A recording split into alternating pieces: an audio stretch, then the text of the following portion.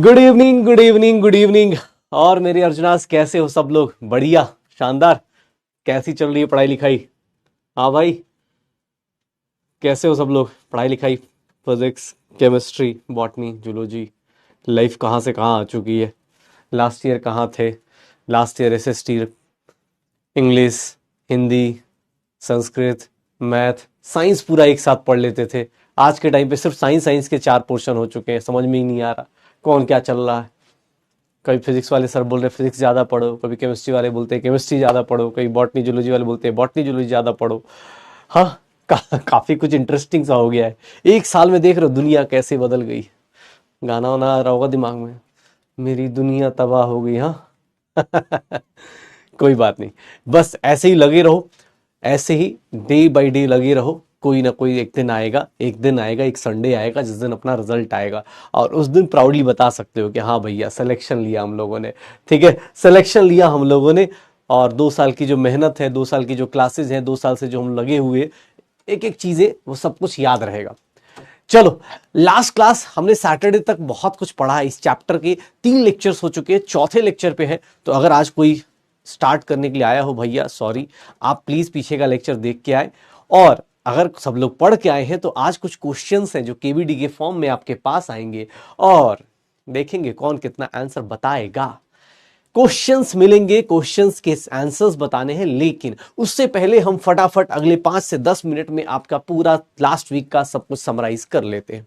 हमने स्टार्ट किया था थर्मोडायनेमिक्स विद अ सिस्टम, और सिस्टम के साथ साथ हमने देखा था सराउंडिंग। सिस्टम होता है, सराउंडिंग होता है और वॉल्स होती हैं। सिस्टम होता है, सराउंडिंग होता है और वॉल्स होती हैं। मैं सबसे पहले क्या बनाऊंगा? तो मैं सबसे पहले बनाऊंगा यूनिवर्स। यूनिवर्स के अंदर मैंने एक सिस्टम बनाया, मैंने एक सिस्टम बनाया। ये मेरा हो गया सिस्टम, ये मेरा हो गया सराउंडिंग। सिस्टम हो गया, सराउंडिंग हो गया, ये हो गया मेरी वॉल और बाउंड्रीज, वॉल्स और बाउंड्री हो गई। ये मैंने पूरा बनाया और इस पूरे बॉक्स को हम लोग एक साथ बोलना चाहेंगे तो एक साथ बोलते हैं यूनिवर्स। यही बोलते, ठीक है, यूनिवर्स होते। अरे तुम लोग क्या लगता है क्रिकेट मैच अपना लास्ट टाइम हमने पढ़ रहे थे ना, देखो जब किस्मत अपने पास होता है ना, कि जब तुम पढ़ाई कर रहे होते हो तो पूरी कायनात तुम्हें पढ़ने में लगा देती है। सोचो उन्होंने मैच को ही वो करा दिया, कैंसिल करा दिया, बोला यार बच्चे पढ़ाई कर रहे हैं, छोड़ो यार। ठीक है, हाँ, इसीलिए बोल रहा हूं, देख लो अपने पास, पढ़ाई करो, जितनी सारी चीजें हैं वो सब कुछ आ जाएंगी बेटा, बस ये टाइम नहीं आने वाला। तो कोशिश करना, सिस्टम, सराउंडिंग, वॉल्स और बाउंड्रीज। फिर मैंने यहां पे सिस्टम के 3 टाइप्स तोड़े थे, सिस्टम को 3 टाइप में तोड़ दिया था बेटा। बस कुछ क्वेश्चंस के आंसर देते चले जाओ। ओपन है, क्लोज्ड है और आइसोलेटेड है, क्लोज्ड है और आइसोलेटेड है। बस मुझे ये बता दो किसके अंदर मास का एक्सचेंज हो सकता है और एनर्जी का एक्सचेंज हो सकता है। किस सिस्टम के अंदर मास और एनर्जी दोनों का एक्सचेंज हो सकता है? किस सिस्टम के अंदर मास और एनर्जी का एक्सचेंज हो सकता है? आप किस सिस्टम के अंदर मास एनर्जी का एक्सचेंज पॉसिबल है? सिस्टम के अंदर अगर मैं बात करूं तो 2 टाइप के सिस्टम और बनाए थे। सर सब कुछ क्लास के अंदर ही याद हो जाएगा अगर आप सही से रिवाइज करके आओगे, तो आपको अगले 5 मिनट के अंदर सब कुछ रिवाइज करा दिया जाएगा। किस सिस्टम के अंदर मास और एनर्जी एक्सचेंज दोनों पॉसिबल था? सब लोगों ने करेक्ट आंसर दिया, सर ओपन सिस्टम ऐसा है जिसके अंदर मास का एक्सचेंज और एनर्जी का एक्सचेंज दोनों पॉसिबल हो सकता है, कोई दिक्कत नहीं आएगी। ओपन सिस्टम, होमोजीनियस और हेट्रोजीनियस। मुझे किसी ने बोला कि सर रिएक्टेंट गैस है और प्रोडक्ट भी गैस है, ये कौन से सिस्टम का है? सर ये किस सिस्टम का पार्ट है, होमोजीनियस है या हेट्रोजीनियस? मुझे जल्दी से जल्दी बताओ, मेरे सारे अर्जुनास जल्दी से जल्दी बताओ, होमोजीनियस है या हेट्रोजीनियस है? मैं भूल चुका हूं, मुझे आता भी नहीं। क्या होगा? सिस्टम हो गया, जल्दी क्या होगा?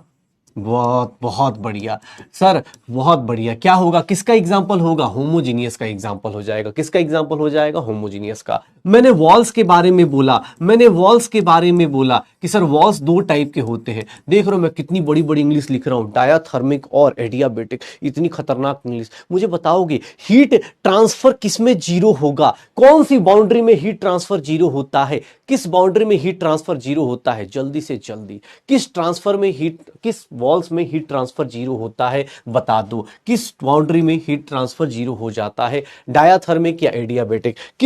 किस हीट में, किस वॉल में हीट ट्रांसफर जीरो हो जाता है? हीट ट्रांसफर क्या हो जाता है, जीरो हो जाता है। ठीक है, तो वॉल्स हो गया, सिस्टम हो गया, वॉल्स हो गया। फिर हम लोगों ने सर क्या पढ़ना शुरू किया कि सर फंक्शन दो टाइप के होते हैं। फंक्शन दो टाइप के होते हैं, एक स्टेट फंक्शन होता है और एक पाथ फंक्शन होता है। स्टेट फंक्शन और पाथ फंक्शन, स्टेट फंक्शन में पढ़ा था हीट और वर्क डन, पाथ फंक्शन में पाथ फंक्शन में हीट और वर्क डन। अभी तक स्टेट फंक्शन में हमने एक स्टेट फंक्शन पढ़ लिया है and that is internal energy, या फिर इसी को हम लोग इंटरनल डेल्टा यू से लिखेंगे या डेल्टा ई से लिखेंगे, यही होगा। तो फंक्शन दो टाइप का। सर एक बात बताऊं, अगर आपसे कोई पूछ दे कि सर प्रॉपर्टी बताओ, तो प्रॉपर्टी भी दो टाइप का। मुझे बताओगे कौन सी प्रॉपर्टी जो होती है इंडिपेंडेंट ऑफ मास होता है, जल्दी से जल्दी, कौन सी प्रॉपर्टी इंडिपेंडेंट ऑफ मास होता है, कौन सी प्रॉपर्टी इंडिपेंडेंट ऑफ मास होता है, इंटेंसिव या extensive? Which property is independent of mass, which property is independent of mass, कौन सी होगी भाई? बस बेटा शुरुआत में कमेंट सेक्शन लेके तैयार हो जाया करो। कौन सी प्रॉपर्टी इंडिपेंडेंट ऑफ मास होगी? इंटेंसिव वाली। कौन सी प्रॉपर्टी? इंटेंसिव वाली। अब यहां से हमारी लाइफ में मैं हीट को दो पार्ट में तोड़ देता हूं, एक सेंसिबल हीट होता है, एक लेटेंट हीट होता है। भैया ये देख लीजिए, C delta T, M C delta T और N C M delta T. अगर मैं यहां पे पूछता QL की बात करता तो मास इंटू लैटेंट हीट या number of moles into latent heat, ये मेरा हीट का फॉर्मूला आया था। मुझसे कोई पूछे ये C, स्मॉल c और CM, ये तीनों सेम है या डिफरेंट है? बता सकते हो ये तीनों सेम है या डिफरेंट है? C, स्मॉल c, CM, ये तीनों सेम है या डिफरेंट होते हैं? ये तीनों की वैल्यूज डिफरेंट होती हैं या सेम आती हैं? जल्दी से जल्दी क्या होगा सर? तीनों के तीनों सेम होंगे या डिफरेंट होंगे? क्या होंगे अपने पास?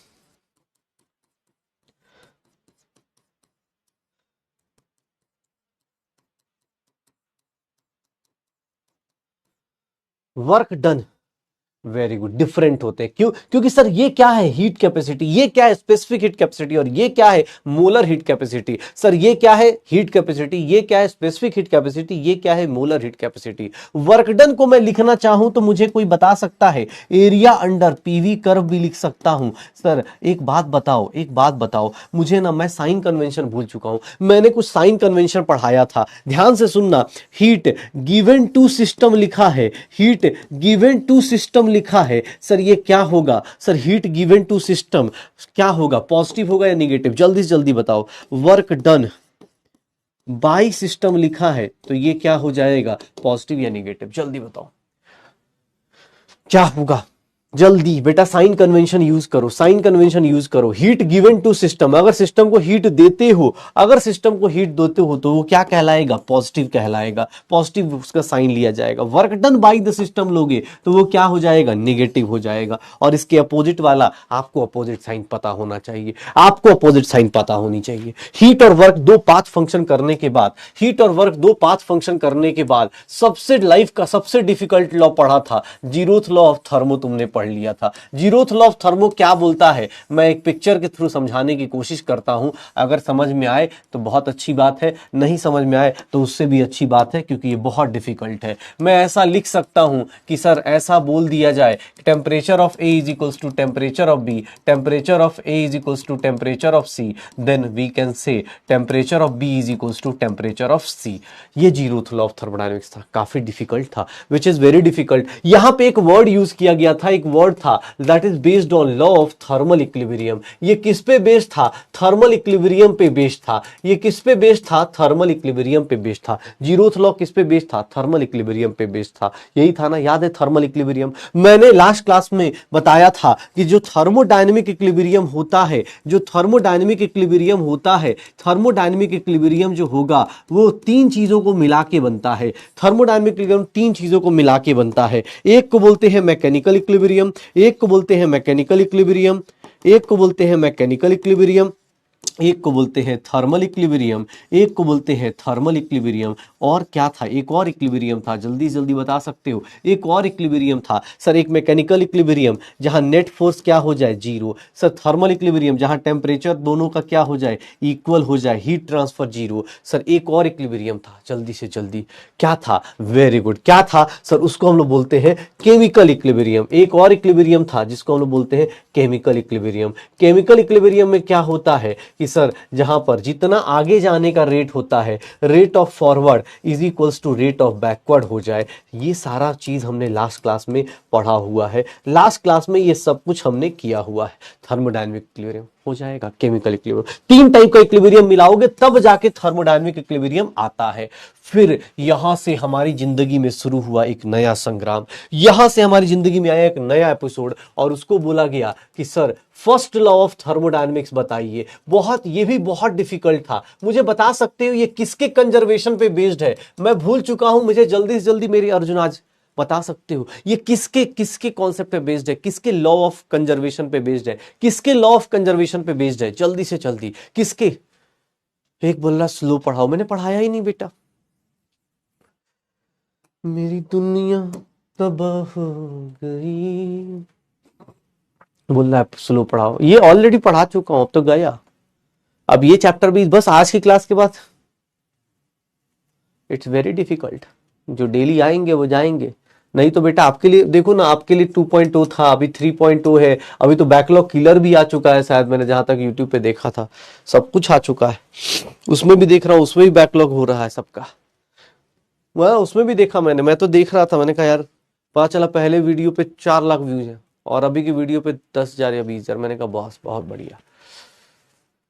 मेरी दुनिया, हाँ क्या था सर? ये किस पे बेस्ड था? Law of conservation of energy पे। ये किस पे बेस्ड है? कंजर्वेशन एनर्जी पे। Law of conservation of energy पे बेस्ड होगा, law of conservation of energy पे बेस्ड होगा। किसके बारे में बात करता है कि internal energy, internal energy sir किसके से चेंज होता है? Q प्लस W से। इंटरनल एनर्जी क्या थी सर? इंटरनल एनर्जी की बात करोगे तो इंटरनल एनर्जी हम सब लोग जानते हैं, इंटरनल एनर्जी को सर U से रिप्रेजेंट करो चाहे E से। ये क्या होता था सर? ये मैं ना ये जानता हूं कि सारे टाइप की एनर्जी मिला दो, sum of all type of energy, इसकी एग्जैक्ट वैल्यू नहीं निकाल सकते, इसकी एग्जैक्ट वैल्यू नहीं निकाल सकते, तो इसीलिए हम लोग इसका चेंज निकालते हैं। इसके बारे में बस 2 चीजें याद रखिएगा कि सर ये स्टेट फंक्शन होता है, इसीलिए पाथ पे डिपेंड नहीं करता है, और ये एक्सटेंसिव प्रॉपर्टी होता है, तो सर इसको ऐड और सब्ट्रैक्ट कर सकते हैं आप आसानी से, बिंदास होके कर सकते हैं। और फर्स्ट लॉ इतना डिफिकल्ट, इसके स्टेटमेंट को याद करोगे तो बोला जाता है energy can neither be created nor be destroyed, neither be created nor be destroyed. Sir delta U Q plus W, बस यहां पे मैंने लिखा था यूज साइन कन्वेंशन। भाई साहब साइन कन्वेंशन अगर नहीं सही से यूज करेंगे तो सेम इजी से क्वेश्चन में सिर्फ प्लस और माइनस के चक्कर में आपका रिजल्ट नीचे चला जाएगा। ध्यान से देख लीजिएगा, ठीक है? ये देख लो अपने पास। अरे टीचर्स डे कल है भाई, कल अपनी क्लास है, कल बोल लेना, आज नहीं, ठीक है? कल मिलेंगे, ऐसा थोड़ी ना है कल नहीं मिलेंगे। एक बोल रहा सर ब्रेक दे दो, हाँ बेटा ले लो। बस देखो एक ब्रेक लेने के लिए कुछ नहीं, जिसको भी लगे मन में, देखो कभी भी कोई सद्विचार आए, कभी लगे कि आत्मा से शुद्ध करना है या सद्विचार आए, तो एक तीर है इधर बगल में, देखोगे ऊपर, उसको ब्रेक, अभी ब्रेक चाहिए ना, हाँ ले लो। ब्रेक लेने के लिए कुछ नहीं करना बेटा, ज्यादा मेहनत नहीं करनी, एक बस बटन पे क्लिक कर दीजिएगा, आपको ब्रेक मिल जाएगा, ठीक है? ठीक है, चलो। तो मैं ये बोल रहा हूं यूज साइन कन्वेंशन यूज करना। और अब आज ही ट्रैप होंगे, कल हम लोगों ने पढ़ा भी है लास्ट क्लास में टाइप ऑफ थर्मोडायनेमिक प्रोसेस। मैंने 2 टाइप के थर्मोडायनेमिक प्रोसेस बता चुका था, मैं 2 टाइप का थर्मोडायनेमिक प्रोसेस बता चुका था, 2 टाइप का थर्मोडायनेमिक्स प्रोसेस बता चुका था। 2 टाइप का थर्मोडायनेमिक प्रोसेस पता है क्या? अरे तुम लोग ज्यादा मत हंसो, ठीक है? उसको हंसने के चक्कर में ब्रेक लग जा रहा है। तुम लोग ऐसे फ्रस्ट्रेटिंग कर देते हो। वो बेचारा आता है, सोचता है कि आज कुछ नई शुरुआत करूंगा, मैं भी उतना ही उसके लिए बेवकूफ हूं। मैं आता हूं पुराना रिवाइज करा देता हूं, वो भी फास्ट रिवाइज करा देता हूं, उसको लगता है यार ये टीचर ही बेकार है, ठीक है? और फिर वो गाना गा रहा होता है, उसने बगल में म्यूजिक लगा रखा होता है, पता नहीं अभी क्लास से आने से पहले मुझे किसने वो गाना दिखा दिया, मेरी दुनिया तबाह हो गई वाला। तो यार वो वाला गाना गाता है, उसकी दिक्कत थोड़ी ना है, ठीक है? तुम लोग देखो, तुम लोग हंस भी रहे हो, तुम्हें ये सब समझ में आ रहा है, दिमाग ही नहीं है तुम लोगों के पास। उसके पास दिमाग है, उसने बोला सर रेस्ट करने दो, तुम्हारे पास दिमाग नहीं है, रेस्ट नहीं मांग रहे हो तुम लोग, ठीक है? आइसोथर्मल की बात कर रहा था। आइसोथर्मल में चलो मुझे बताओ, इसमें से इन तीनों में से क्या जीरो होगा? आइसोथर्मल में इन तीनों में से क्या जीरो हो जाएगा? जल्दी बताओ, जल्दी। आइसोथर्मल में से इनमें से क्या जीरो हो जाएगा, जल्दी बताओ भाई, मुझे नहीं आता। आइसोथर्मल में टेम्परेचर कांस्टेंट होता है, टेम्परेचर कांस्टेंट होता है। आइसोथर्मल में डेल्टा यू की वैल्यू क्या हो जाएगी, जीरो। क्यों? क्योंकि सर डेल्टा टी जीरो हो जाता है, और जहां डेल्टा टी टेम्परेचर का चेंज नहीं होगा वहां पे ऑब्वियस है ये भी चेंज नहीं होगा। सर यहां पे मैंने पढ़ाया था Q is equals to minus W या W is equals to minus Q. बेटा ये दोनों स्टेटमेंट अलग अलग है, मैंने उस दिन बताया भी था कि इसको ये दोनों इक्वल नहीं है। क्यों? क्योंकि ये प्लस में, तो यहाँ हीट गिवन टू सिस्टम है, यहाँ work done by the system है। यहाँ heat work done on the system है, heat released by the system है। ये सब चीजें हमने कर ली थी। आइसोथर्मल के केस में पुराने घाव याद कर रहे थे हम लोग, P1 V1 is equals to P2 V2। Sir यहाँ पर PV is equals to constant था। ये कैसी कैसी बातें थी वहां पे, बॉयल्स लॉ था, चार्ल्स लॉ, ऐसा कुछ पढ़ा था हम लोगों ने। फिर हम लोगों को क्या बोला गया कि सर एक और स्टेटमेंट बता दीजिए,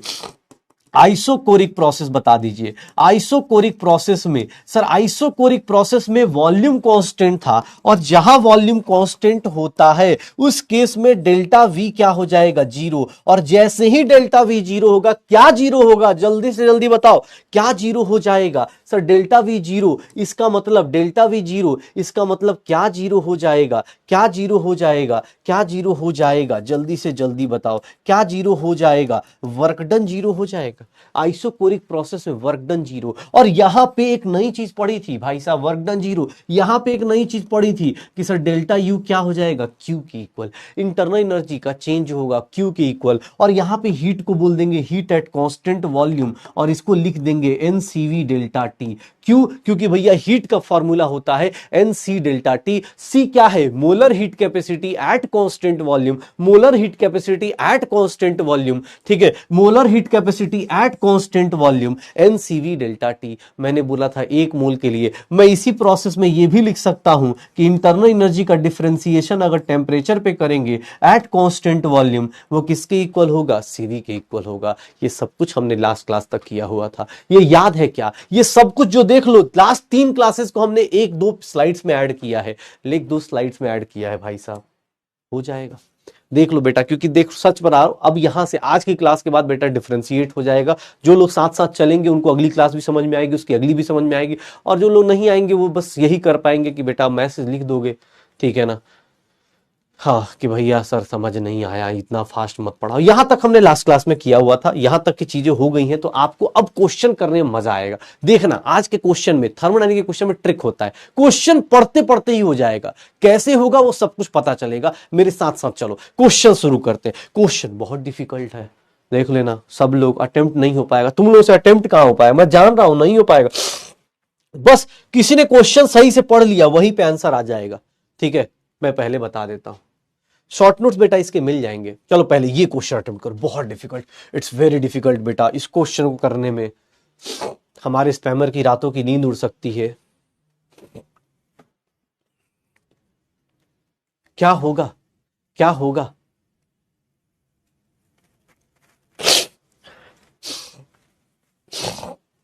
क्या होगा,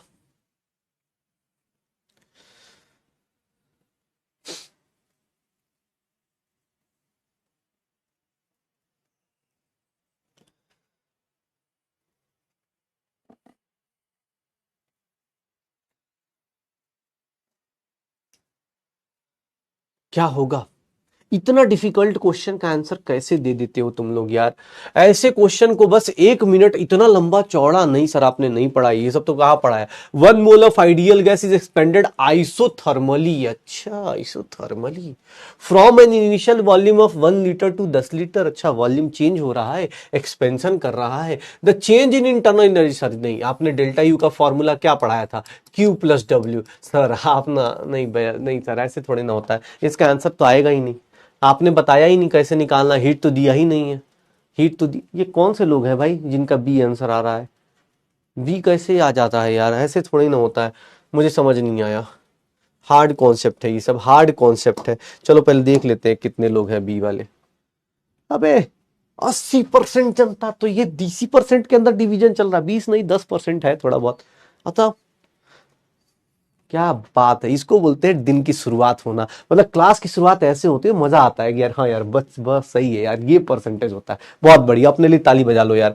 क्योंकि आइसोथर्मल है तो यहां टेम्परेचर कांस्टेंट है, और जब टेम्परेचर कांस्टेंट है तो डेल्टा टी की वैल्यू क्या होगी, जीरो। और डेल्टा टी जीरो अगर है, अगर तुम्हारा डेल्टा टी जीरो है, इंटरनल एनर्जी चेंज होगी ही नहीं, तो सर काहे का कोई calculation. B is the correct answer, B is the correct answer. ये होते हैं 80% जनता। क्या बात है यार, बहुत बढ़िया, वेरी गुड। अपने अपने पीठ पे ऐसे ताली मार लेना, बहुत बढ़िया, वेरी गुड। जिन लोगों का आंसर सही आया, क्या बात है यार, मुझे, हाँ बहुत बढ़िया, वेरी गुड। चलो अब देखना, अब इससे भी खतरनाक, इससे भी खतरनाक, ठीक है। हाँ, इससे भी खतरनाक देखना क्या क्वेश्चन आएगा, इससे भी खतरनाक देखना भाई साहब। ये क्वेश्चन देखिए, इतना खतरनाक क्वेश्चन। बताइए, पूछ रहा है नेट वर्क डन कब जीरो होगा, नेट वर्क डन कब जीरो होगा, वर्क डन जीरो कब हो सकता है।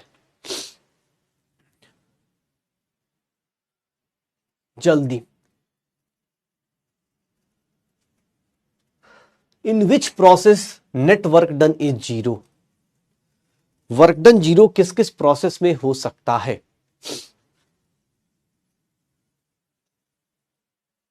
यहां ट्रैप हो सकते हो, थोड़ा ध्यान से बेटा।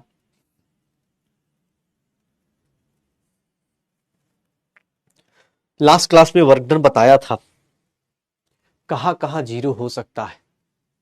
यहां जो हड़बड़ी में करेगा वो जाएगा, क्योंकि धीरे धीरे गेम का लेवल बढ़ता चला जाएगा। यहां देख लो, जो पहला ही ऑप्शन टिक कर दिया उसका मतलब यह है कि भैया एग्जाम हॉल में आपने दूसरा तीसरा ऑप्शन चौथा ऑप्शन देखा नहीं। पेशेंस रखिए, चारों ऑप्शन देखने तो जरूर है बेटा, चारों ऑप्शन देखने तो जरूर है। क्या होगा।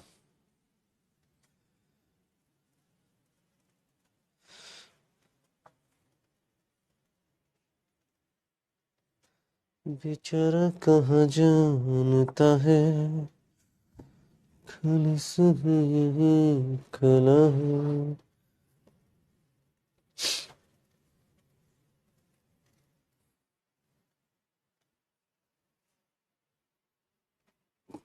क्या आंसर आ जाएगा, पोल स्टॉप हो गया, आंसर इज डी। क्यों, क्योंकि सर वर्क डन जीरो कब होता है, minus P external, delta V zero हो। सर यहां डेल्टा वी जीरो हो जाएगा, और फ्री एक्सपेंशन में पी एक्सटर्नल जीरो हो जाएगा। तो सर इस केस में A and B both are the correct answer. अब देखना, यहां बहुत सारे लोग ए पे टिक मार के बैठे होंगे, देख लो, मुझे पूरा भरोसा था। यहां पे फिल्ट्रेशन हुआ है आपका, आप यहां पे अलर्ट मोड पे नहीं थे, आपने ए ऑप्शन देखा, टिक मार के, अरे बेटा फ्री एक्सपेंशन भी तो पढ़ना था, फ्री एक्सपेंशन भी तो पढ़ना था। अरे कोई दिक्कत नहीं, गलतियों से सीखो, एग्जाम हॉल में तुम्हें भी पता है ये सारी चीजें 1.5 साल बाद याद आएंगी। इसलिए बोल रहा हूं अभी से ही अलर्ट मोड पे रहो कि यार ये गलती नहीं करनी है। आंसर क्या आ जाएगा, sir answer is D is the correct answer, D is the correct answer. अब इससे भी ज्यादा डिफिकल्ट क्वेश्चन, अगला क्वेश्चन भाई साहब, अगला क्वेश्चन तो इतना खतरनाक सा है ना यार, इस क्वेश्चन को देख लो भाई, इस क्वेश्चन को देख लो। अरे सॉरी नहीं बोलो, अगली बार अगली क्वेश्चन में सही करो, करेक्शन को सही करो, परसेंटेज को फिर से वापस लेके आओ। इस तरह के क्वेश्चन में बेटा कोई कैलकुलेशन नहीं है, बस क्वेश्चन को पढ़ना है, आंसर देना है। इंटरनल एनर्जी क्या होता है, एक स्टेट फंक्शन होता है। इंटरनल एनर्जी क्या होता है, स्टेट फंक्शन होता है। इंटरनल एनर्जी जो स्टेट फंक्शन, तो उसको रास्ते से कोई मतलब नहीं। बस यहां पे अंडरलाइन करने वाली चीज एक ही है, क्या आंसर आएगा, इसका आंसर क्या आएगा, सोचना ही नहीं ज्यादा। तो साइक्लिक प्रोसेस है, जहां से चले थे वहीं पहुंच गए। क्या चेंजेस आएंगे अपने अपने अंदर, क्या चेंजेस आएंगे अपने अंदर, क्या चेंजेस आएंगे अपने अंदर। सर साइक्लिक प्रोसेस का मतलब क्या होता है कि जहां से चले वहीं घूम के वहीं पहुंच गए, मतलब आपका इनिशियल और फाइनल स्टेट क्या हो गया, सेम। तो कोई कैलकुलेशन करनी है क्या, कुछ कैलकुलेशन नहीं, डराने के लिए दिया जा रहा है, डरिए मत। आंसर क्या आ जाएगा, सर आंसर क्या आ जाएगा, इसका आंसर आ जाएगा बी, इसका आंसर आ जाएगा B, B is the correct answer. देख लो क्या बात है, जनता वापस आ गई, फॉर्म में आ गई। इसी का तो वेट चल रहा है, देखो इतनी परसेंट जनता, मैं बोला था ना 10% जनता थोड़ी बदमाश है, अदरवाइज 90% जनता अर्जुना की सही चल रही है। ठीक है, हाँ चलो बढ़िया। चलो अगला क्वेश्चन बहुत खतरनाक है, अगले क्वेश्चन में पक्का तुम लोग फंसोगे, ये देखना कितना खतरनाक क्वेश्चन है। इतना डिफिकल्ट, इतना डिफिकल्ट क्वेश्चन भाई साहब, इतना डिफिकल्ट। कैसी जिंदगी हो गई है sir, one mole of gas is heated eight constant volume. आज सिर्फ एक चीज सिखा रहा हूं कि आज से क्वेश्चन थर्मोडायनामिक के कैसे अटेम्प्ट करने हैं। जैसे ही ये लिखा है ना एट कांस्टेंट वॉल्यूम, मैं इसको हाईलाइट कर लूंगा और तुम्हें बाकी अच्छे से पता है क्या जीरो होगा। ऑप्शन देखो टिक मारो, ऑप्शन देखो टिक मारो, क्या जीरो होगा आप उसको चेक करो, आंसर आ जाएगा। ऑप्शन देखो, कांस्टेंट वॉल्यूम पे हीट कर रहे हो कोई दिक्कत नहीं, टेम्परेचर बढ़ेगा, हीटिंग हो रही है, 500 जूल हीट दिया जा रहा है, हीट क्या है +500 है। लेकिन सर यहां पर एक चीज, बस एक ऑप्शन, पहली लाइन से ही आपको आंसर मिल चुका है। कांस्टेंट वॉल्यूम का मतलब क्या हो जाएगा, कांस्टेंट वॉल्यूम का मतलब क्या हो जाएगा, डेल्टा वी जीरो, और जहां डेल्टा वी जीरो वहां वर्क डन जीरो। और जैसे ही पता चला कि वर्क डन जीरो है, आपका आंसर क्या आ जाएगा सर, आपका आंसर बी आ जाएगा, क्योंकि यही एक ऑप्शन है जहां वर्क डन जीरो है, बाकी सब जगह अपने को वही मिलने वाला है, वर्क डन जीरो। देख लो बहुत सारे लोग ट्रैप हुए। बेटा कांस्टेंट वॉल्यूम बोला गया है, टेम्परेचर कांस्टेंट नहीं बोला गया है। ट्रैपिंग देख रहे हो, इसको बोलते हैं ट्रैप होना, एग्जाम हॉल में आता है। अफसोस हो रहा होगा अभी अंदर बैठे बैठे, अरे यार ये नहीं पढ़ा। ये जो मिस होने वाला अफसोस है ना बेटा, एग्जाम हॉल में नहीं होना चाहिए। ये सब चीजें मैं आपको क्या बोल रहा हूं, आप किसी भी थर्मोडायनामिक के क्वेश्चन में बहुत रेयर होता है कि आपको न्यूमेरिकल सॉल्व करना होता है, वो ऐसे ऐसे क्वेश्चन दे देगा जहां हिंट दिया होता है। सर आपको भी पता है, सर डेल्टा यू, कोई बोले सर आपने आंसर अगला क्यों नहीं देखा, बेटा ये जीरो हो गया तो डेल्टा यू किसके इक्वल हो गया, क्यू के, और क्यू की वैल्यू कितनी है, प्लस में 500 जूल्स है, बस हो गया। देख लो क्या हो गया, delta U is equal to Q, निकल गया अपने को, क्या हो गया, कोई दिक्कत नहीं है। चलिए अगला क्वेश्चन देखिए, ये तो बहुत खतरनाक, ये अच्छा क्वेश्चन है, ये अच्छा क्वेश्चन है। सोचिए, आपके अपने अपने हिसाब से सोचिए, इस क्वेश्चन को सोचिए, बहुत प्यारा सा और बहुत ही अच्छा क्वेश्चन है। जिसने पूरी क्लास अच्छे से कल लास्ट क्लास अटेंड करी है उन लोगों के लिए बहुत ही अच्छा क्वेश्चन है। ठीक है, 1 2 3 और 2 और क्वेश्चन बाकी है। हाँ, जल्दी ईबीडी। पिछले लेक्चर कहां पर है, पिछले लेक्चर बेटा क्लास में अंदर ही है, जहां पे आप क्लास लेने आए हो जाके देखो, वहीं पे पिछले लेक्चर मिल जाएंगे।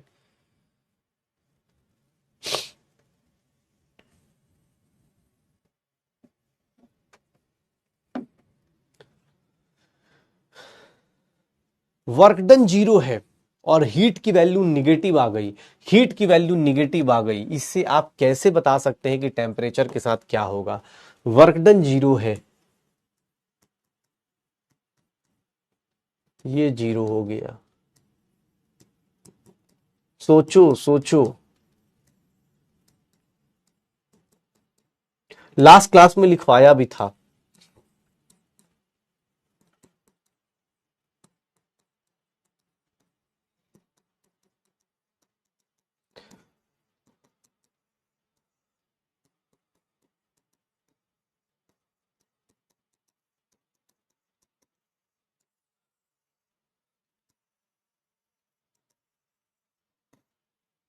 क्या होगा सर, अगर आपका वर्क डन जीरो है तो डेल्टा यू किसके इक्वल होगा, क्यू के। डेल्टा यू किसके इक्वल होगा, क्यू के। और ये देखना, डेल्टा यू क्या है, निगेटिव। डेल्टा यू क्या हो जाएगा, निगेटिव, क्यों, क्योंकि हीट निगेटिव है। देख लो हीट क्या है, less than zero. Sir heat negative तो delta U negative, delta U negative मतलब डेल्टा टी निगेटिव। अरे भैया सोचना तो पड़ेगा। और डेल्टा टी निगेटिव मतलब टेम्परेचर क्या हो रहा है, डिक्रीज हो रहा है। वॉल्यूम का कोई लेना देना नहीं बेटा, वर्क डन जीरो है तो वॉल्यूम काहे का चेंज होगा, वॉल्यूम काहे का चेंज होगा, प्रेशर विल रिमेन कांस्टेंट। इस लॉजिक कुछ बनता नहीं, प्रेशर का कोई रिलेशन नहीं। आपके अंदर आंसर क्या आएगा, ए इज द करेक्ट आंसर।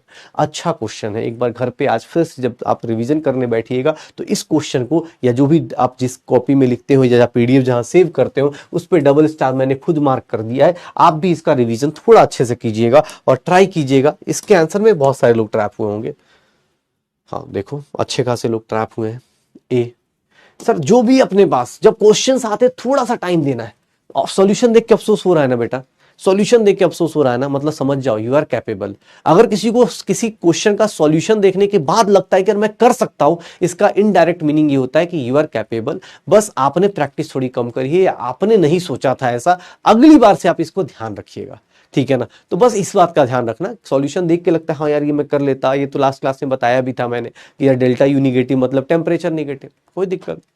हाँ बढ़िया, अरे क्या ही फर्क पड़ रहा।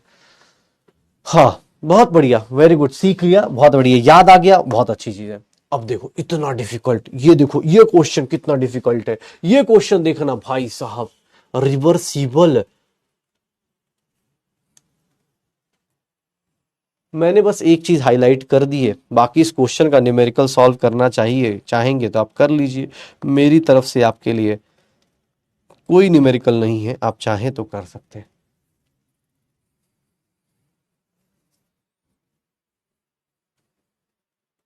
क्या होगा?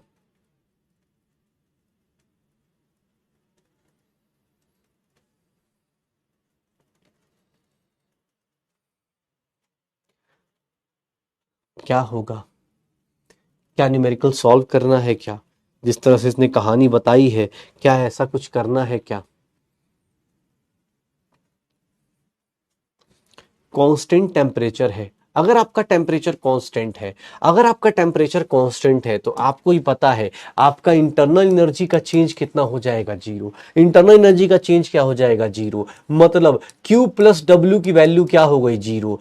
Q is equals to minus W या W is equals to minus Q, यही लिखने वाले हैं। अब सर ये सब चीजें तो लिख दी, सर Q कैसे निकाले? ऑलरेडी आपको दिया हुआ है कि हीट का वैल्यू कितना दिया है, प्लस 208 जूल्स। तो सर वर्क डन कितना हो जाएगा, माइनस 208 जूल्स। वर्क डन कितना हो जाएगा, माइनस 208 जूल। क्यों? क्योंकि सर आपको ही पता है हीट, तो हीट देख लो, हीट कितना हो गया प्लस, और वर्क डन कितना हो गया माइनस। यही ऑप्शन मैच करेगा ना भाई, यही ऑप्शन मैच करेगा ना। क्यों? क्योंकि सर हीट एब्जॉर्ब हो रहा है, जब एब्जॉर्ब होगा तो प्लस होगा, अगर हीट प्लस है तो वर्क डन क्या होगा, माइनस होगा। निकाल दे भाई, वर्क डन क्या हो जाएगा, माइनस। हीट तो प्लस में होगा तो क्या आंसर आएगा? अरे डी कैसे आया, एब्जॉर्ब लिख रहा है, एब्जॉर्ब का मतलब क्या होता है, हीट तो पॉजिटिव होगा ना भाई, वर्क डन क्या होगा, उसका निगेटिव होगा। वर्क डन क्या होगा, उसका निगेटिव। जितना हीट एब्जॉर्ब करेगा उतना work done by the system हो जाएगा। क्यों? क्योंकि इस सिस्टम में इंटरनल एनर्जी का चेंज क्या होता है, जीरो। तो इंटरनल एनर्जी का चेंज कितना हो जाएगा, जीरो। तो भैया देख लो, देखो देखो, अभी भी बहुत सारे लोग डी में, बी और डी में डिवाइड है। ये बेटा आप ध्यान रखिए, इस तरह की परसेंटेज का ध्यान रखिए। आपको जब क्वेश्चन मिल रहा है थोड़ा सा अलर्ट मोड पे देखिए, क्योंकि आपको सिखाया जा रहा है ऐसे ऐसे क्वेश्चंस करने, ऐसे ऐसे क्वेश्चंस देखना है कि हाँ सर ये और चीज। गलत को गलत मत सोचो ना, तुम ये सोचो कि यार अभी सही नहीं करूंगा, अभी आप नहीं सीखोगे तो कैसे सीखोगे। सोचो ना, इतना बड़ा क्वेश्चन, ऐसे ऐसे ऑप्शन, और आंसर के नाम पे क्या आ रहा है, कुछ भी नहीं। आंसर के नाम पे क्या आ रहा है, कोई कैलकुलेशन नहीं। सोचो सोचो, आप जब डीबीपी सॉल्व करने जाओगे एक दो न्यूमेरिकल सॉल्व करने होंगे, बाकी सब जगह ऐसे ही चलेगा। ठीक है, भारी मिस्टेक हो गया, बताइए। चलो, ये देखो इतना डिफिकल्ट क्वेश्चन, अगेन बहुत डिफिकल्ट क्वेश्चन है। Work is a path function, मैं बस इतना ही इसका आंसर दूंगा कि वर्क क्या होता है, एक पाथ फंक्शन होता है। बाकी आप सब लोग समझदार हैं, वर्क क्या है, एक पाथ फंक्शन है। और ये तीन अलग अलग रास्ते से अगर जा रहे हैं प्रेशर वर्सेस वॉल्यूम के कर्व पे, तो आप खुद बता सकते हैं क्या होगा, क्या होगा, क्या होगा। कितना डिफिकल्ट क्वेश्चन आता है ना यार। वर्क डन बताइए किसका क्या हो गया।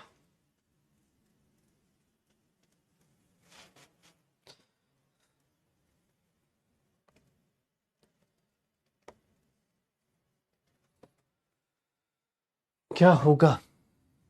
Work is a path function बेटा, वर्क पाथ पे डिपेंड करता है, स्टेट पे डिपेंड नहीं करता है। तो गलती से भी सी कैसे सोच सकते हो। वर्क डन क्या है, एक पाथ फंक्शन है, मतलब एरिया। वर्क डन क्या बताया गया था, area under PV curve, area under PV curve, area बताया गया था कि इसके अंदर का एरिया होगा।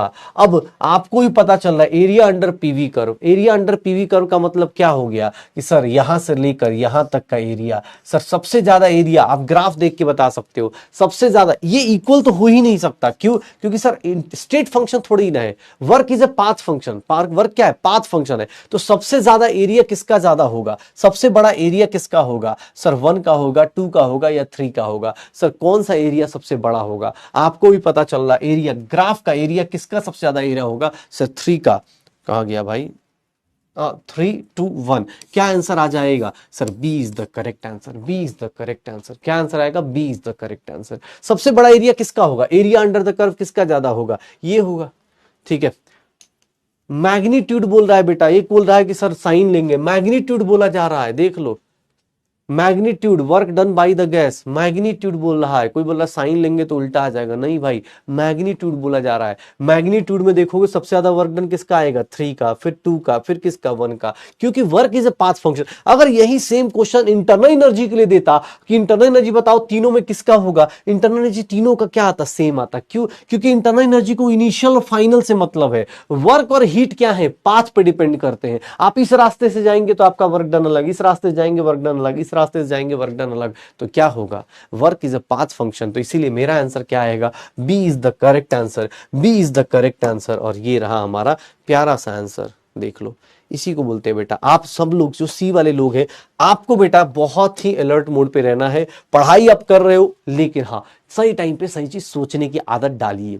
इस चैप्टर से आपके साइंस में एप्लीकेशन प्रॉब्लम्स आनी शुरू होंगी, और उस एप्लीकेशन की प्रॉब्लम को सॉल्व कब कर पाएंगे, जब इसी टाइप के क्वेश्चन जब डीपीपी में आपको मिलेगा। मैं चाहता हूं आप सब लोग डीपीपी क्विज के फॉर्मेट में अटेम्प्ट कीजिए, क्योंकि आपको ना फिर से टाइम लिमिट का एहसास होगा। आपको लगेगा कि हाँ यार ये क्वेश्चन मैं ऐसा सोच सकता हूं, ठीक है। तो जब डीपी मिले वहां पे थोड़ा टाइम के साथ कीजिएगा और अच्छे से कीजिएगा, हो जाएगा सर। तो मैंने आज 7-8 क्वेश्चन जो भी लेके आया था, 7-8 क्वेश्चन, 1 2 3 4 5 6 7, हाँ 7 क्वेश्चन थे मेरे पास। ये 7 क्वेश्चन से कुछ सीखने को मिला क्या, बहुत कुछ सीख लिया होगा आप लोगों ने।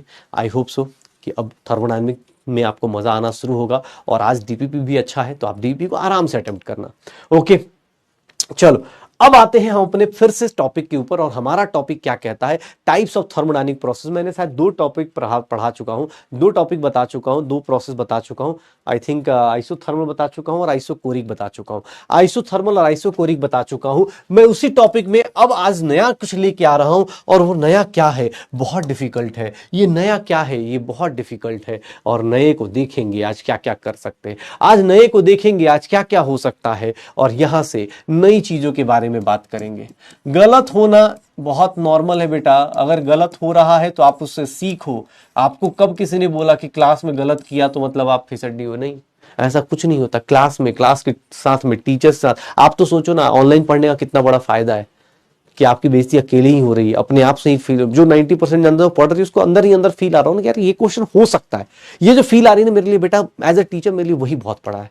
रियलिटी बताता हूँ कि यार बच्चे को लग रहा है कि वो कर लेगा, मतलब प्रैक्टिस के साथ आप कर लोगे, इतना मुझे फिर बिलीव हो रहा है। तो कोई दिक्कत नहीं, गलत होने दो, होने दो, कोई दिक्कत नहीं। हाँ, इसमें कुछ सोचना नहीं है, अभी सीखेंगे, बहुत सारी चीज सीखनी है यार, बाकी है अभी तो। चलो मुझे बताओ, आइसोबारिक प्रोसेस, आइसोबार्स किसको बोलते हैं, आइसोबारिक प्रोसेस में क्या कांस्टेंट होता है बेटा, ये आज का सबसे इंपॉर्टेंट टॉपिक है। तो याद रखिएगा, यहां प्रेशर कांस्टेंट होगा, यहां प्रेशर कांस्टेंट होगा, प्रेशर कांस्टेंट। बेटा जब तक आप लिखोगे नहीं, एक बच्चे ने बहुत अच्छा क्वेश्चन पूछा कि सर इस क्वेश्चन में, इस चैप्टर में अभी तक ना बहुत सारे छोटे छोटे पॉइंट्स आ रहे हैं। मैं आपको क्या बोल रहा हूं, आप डेली की क्लास को क्या करिए, आप डेली जितने जितने फॉर्मूले बताए जा रहे हैं, इस चैप्टर में क्वेश्चन न्यूमेरिकल बहुत डिफिकल्ट नहीं आता। इस चैप्टर के सिर्फ और सिर्फ छोटे छोटे पॉइंट्स आते हैं कि एडियाबेटिक में क्या जीरो, इसमें क्या होगा, उसमें क्या होगा। तो आपको क्या करना है, आप एक रफ पेज लेकर रोज दिन लिख लिया कीजिए कि सर ने आज आइसोथर्मल में ये पॉइंट्स बताए, आइसोथर्मल में बॉयल्स लॉ बताया, इसके केस में ये बताया, इसके केस में ये बताया, तो आपको ज्यादा देर तक याद रहेगा। ठीक है, ट्राई करो। चलो अब देखो, आइसोबारिक प्रोसेस में प्रेशर कांस्टेंट है, और जैसे ही प्रेशर कांस्टेंट है, मैं ये मान लूंगा कि volume is directly proportional to temperature. तुम्हें भी पता चल गया कि सर कौन से लॉ की बात कर रहे हैं, सर यहां पे चार्ल्स लॉ की बात कर रहे हैं। जहां पे ये होगा वहां Charles law, V/T is a constant, volume by temperature is a constant, और we can say V1/T1 is equals to V2/T2। ये सारी चीजें ऑलरेडी बेटा हमने किया हुआ है, इसका ग्राफ किया है, इसका पता नहीं क्या क्या किया हुआ है, सब लोग निकाल लोगे। यहां पे कोई टर्म जीरो नहीं होगा, ये ऐसा प्रोसेस जहां कोई टर्म जीरो नहीं होगा। ध्यान से देखना, चार्ल्स लॉ में प्रेशर कांस्टेंट है। सर अगर मैं फर्स्ट लॉ ऑफ थर्मोडायनेमिक्स लगाता हूं, देखना थोड़ा ध्यान से, फर्स्ट लॉ ऑफ थर्मोडायनेमिक्स लगाता हूं, और एक बात बताऊं, डेली लाइफ में हमारी जिंदगी में जितने भी प्रोसेस है मोस्टली क्या है, आइसोबारिक है। क्यों? क्योंकि हमारी लाइफ में जो प्रेशर है, एटमॉस्फेरिक प्रेशर, क्या मान के चलते हैं हम लोग, कांस्टेंट है। हम लोग यही मान के चलते हैं कि हमारा एटमॉस्फेरिक प्रेशर क्या है, कांस्टेंट है। ध्यान सुनना, एटमॉस्फेरिक प्रेशर क्या है, कांस्टेंट है। इसलिए हम जितनी भी लाइफ में रिएक्शंस करते हैं वहां पे हम यही मान के चलते हैं कि प्रेशर क्या है, कांस्टेंट चल रहा है। तो यही डेली लाइफ में या रिएक्शंस में यही प्रोसेस यूज होता है। ध्यान से देखना, first law of thermodynamics, delta U is nothing Q plus W। अब सर कुछ भी जीरो नहीं होना है, कुछ भी जीरो नहीं होना है, क्या करें सर, क्या करें, एक काम कर सकते हैं, इसको हीट एट कांस्टेंट प्रेशर लिख सकते हैं, और ये क्या लिख देंगे minus P external delta we लिख सकते हैं। देख लो क्यूपी को क्या बोलेंगे, हीट एट कांस्टेंट प्रेशर बोल सकते हैं। क्यूपी क्या होगा, हीट एट कांस्टेंट प्रेशर होगा क्या, हीट एट कांस्टेंट प्रेशर लिख सकता हूं क्या, आपकी अनुमति हो तो बता दीजिए। और क्यूपी को ही मैं क्या लिख सकता हूं, एनसीपी डेल्टा टी भी लिख सकता हूं क्या, where CP is known as molar heat capacity, where CP is known as molar heat capacity at constant volume, constant pressure sorry, लिख सकते हैं भाई। देख लो दुनिया तबाह तो नहीं हो गई है ना। ये देख लो अब ये कहां से आया, ये सब कुछ हमने हीट कैपेसिटी, हीट, ये सब मोलर हीट कैपेसिटी हमने पढ़ लिया था। एक मोल की हीट कैपेसिटी की बात की जाएगी, कांस्टेंट प्रेशर पे है इसलिए सीपी लगा दिया, हीट है और कांस्टेंट प्रेशर पे है तो इसलिए क्यूपी लगा दिया। पता चल रहा है, पता चल रहा है। इतना डिफिकल्ट, ये देखोगे इतना डिफिकल्ट है। अरे भैया ये देख लो, P delta V is equals to Q P लिख सकता हूं क्या, हीट एट कांस्टेंट प्रेशर को हम लोग ये लिख सकते हैं क्या, हीट एट कांस्टेंट प्रेशर को क्या लिखेंगे, delta U plus P delta we लिख लेंगे।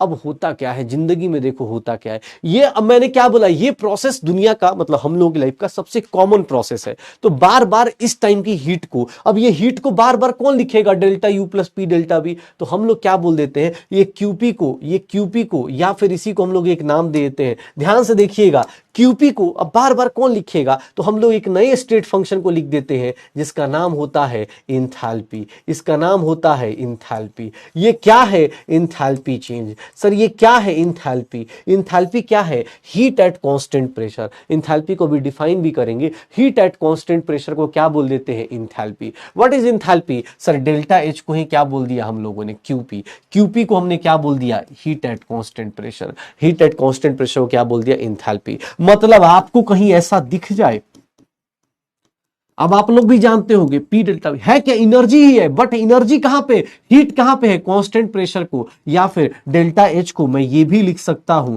क्यूपी भी लिख सकता हूं, या फिर अगर मैं लिखना चाहूं तो एनसीपी डेल्टा टी भी लिख सकता हूं। देख लो भाई अपने पास सारे फॉर्मूले आ चुके हैं, अपने पास ये सारे फॉर्मूले आ चुके हैं। अब आपकी अनुमति हो तो हम लोग एक साथ सोच सकते हैं। मतलब क्यों, अब सर ये क्यों लिखा आपने, यही क्यों लिखा, इससे पहले वाले में नहीं लिखा, बेटा उसके पीछे का रीजन है। मैंने आपको शुरुआत में बोला कि नॉर्मल लाइफ में हमेशा प्रेशर को कांस्टेंट मानते हैं। अब जैसे मैं हूं, तुम हो, तो हमेशा यही मानेंगे ना कि मेरे ऊपर भी एक एटमॉस्फेरिक प्रेशर लग रहा है, तुम्हारे ऊपर भी लग रहा होगा। नॉर्मली जितनी भी रिएक्शंस होती है, जितनी भी डेली लाइफ की चीजें होती है, वो सारे कांस्टेंट प्रेशर पे होती हैं। तो यहां पे यार बार बार हीट देना, अब जैसे घर में खाना बन रहा है तो वो जो हीट होगा वो कहां पे होगा, हीट एट कांस्टेंट प्रेशर होगा। वो किसके इक्वल होगा, delta U plus P delta we. Sir अब इसको बार बार इतना बड़ा कौन लिखने जाए, तो बेटा है ना छोटा सा लिख देते हैं, डेल्टा एच लिख देते हैं, क्योंकि अभी रिएक्शंस करने वाले हैं तो रिएक्शंस में बार बार हीट एट कांस्टेंट प्रेशर, उससे बेटर डेल्टा एच लिख दो। अब डेल्टा एच की वैल्यू या तो ये लिख सकते हो या फिर ये लिख सकते हो जाएगा। हाँ, क्योंकि बेटा बार बार यूज करना है तो हम अपनी सहूलियत के लिए इस चीज को, क्यूपी को क्या लिख दे रहे हैं, डेल्टा एच, क्यूपी को क्या लिख दिया हमने, डेल्टा एच। अच्छा एक बोल रहा मत लिखो, अरे भाई अब मेरी मर्जी थोड़ी ना चलेगी यार, ऑब्वियस है भाई, उसने एग्जाम हॉल में ये डेल्टा, ये तो क्यूपी बोलेगा, हीट एट कांस्टेंट प्रेशर बोलेगा, या फिर उसी को क्या लिखना शुरू कर देंगे, डेल्टा एच, कि भाई ये होता है ये। अब इसको तुम्हारी मर्जी है सर, ऐसे थोड़ी ना होगा, मैं नहीं लिखना चाहता सर, मैं तो इतना ही बड़ा लिखूंगा, ऐसे थोड़ी ना होता है भाई। फिर तो सब लोग ऐसे अपने हिसाब से चलना शुरू कर देंगे, ठीक है कि सर मैं नहीं लिखूंगा, अपन को ऐसे ही चलेगा। अरे इतना बड़ा हर एक बार थोड़ी ना लिखेगा भाई, तू सीधा लिख देगा डेल्टा एच। अंडरस्टूड है कि डेल्टा एच मतलब internal energy plus work done add कर देना, हो गया। इंटरनल एनर्जी में वर्क डन ऐड कर देना, इसी को क्या बोलते हैं, हीट एट कांस्टेंट प्रेशर, या फिर इसी को क्या बोल देते हैं, हो गया। हाँ लिखने में छोटा भी है ना, ऑब्वियस है ना, लिखने में तेरा छोटा होगा। अब तू कहीं भी पढ़ेगा ना इंथैल्पी, तो डरना मत, इंथैल्पी मतलब हीट एट कांस्टेंट प्रेशर। जैसे कहीं लिखा होगा कि सर इस रिएक्शन की इंथैल्पी, तो रिएक्शन की इंथैल्पी मतलब कुछ नहीं सर, रिएक्शन की इंथैल्पी मतलब उस रिएक्शन से इतनी हीट निकल रही होगी eight constant pressure, pressure constant है उस टाइम पे इतनी हीट निकल रही होगी। अब देखना इतना डरावनी चीज, ऐसी डरावनी डरावनी बातें मैं लिखने वाला हूं सर, ये देखिएगा। अब देखिए कैसी जिंदगी हो गई है आइसोबारिक प्रोसेस में। अब यहां पे बच्चा मुझे बोलेगा सर ऐसे कैसे, ऐसे कैसे, मतलब अभी एक एक प्रोसेस पढ़ा रहे थे, अब दोनों को कंपेयर करने लगे, आप दोनों को कंपेयर करने लगे। यहां पे सर आइसोबारिक में हीट एट कांस्टेंट प्रेशर आया, डेल्टा एच आया, एनसीपी डेल्टा टी लिखा। आइसोकोरिक प्रोसेस में जिसने भी सैटरडे की क्लास अटेंड करी है भैया, आइसोकोरिक प्रोसेस में क्यूवी आया था, उसको मैंने डेल्टा यू बोला था, एनसीवी डेल्टा टी बोला था। भैया कितने लोगों को ये याद है कि ये हमने किया था? आज तो ये नया किया, इतने लोगों को याद है? चमक गया कि नहीं चमका भाई? देख लो यस और नो में याद है कि गया? कि सर छोड़ो कल की बातें, कल की बात पुरानी, नए वीक में लिखेंगे फिर से नई कहानी, दिल है बैकलॉगर। हाँ याद है भाई, याद है कि गया? ये heat at constant pressure volume को ही क्या बोलते थे भाई? ये देख ले यार, मैं फिर से एक बार लिख देता हूं, हीट एट।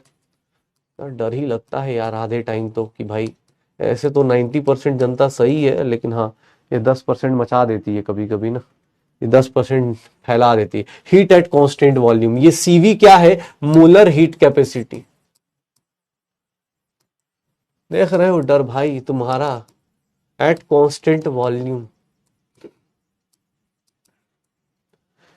एक देखना ये है हीट एट कांस्टेंट प्रेशर। अब इसीलिए बगल बगल में लिख रहा हूं कि भाई भूल भी गए तो ऐसे नोट्स में याद रखिएगा, heat at constant pressure. CP क्या है सर? बहुत ज्यादा डिफिकल्ट है सीपी तो, मोलर हीट कैपेसिटी। पहचानना कितना डिफिकल्ट हो गया है ना सर, कितना डिफिकल्ट हो गया है ना पहचानना? बताइए पी का मतलब क्या हो गया? पी का मतलब कितना डिफिकल्ट है पहचानना। सीपी मतलब क्या होता है? Molar heat capacity at constant pressure. Sir अगर ये बात करो सीवी, देखिए पहचानना कितना डिफिकल्ट है। कोई ऐसे कैसे आसानी से पहचान लेगा सीपी और सीवी को? सीपी होता है molar heat capacity at constant pressure, और ये क्या होता है? Constant volume. ठीक है, हो जाएगा भाई। अरे मजाक कर रहे हो, पहचान ले रहे हो ना भाई?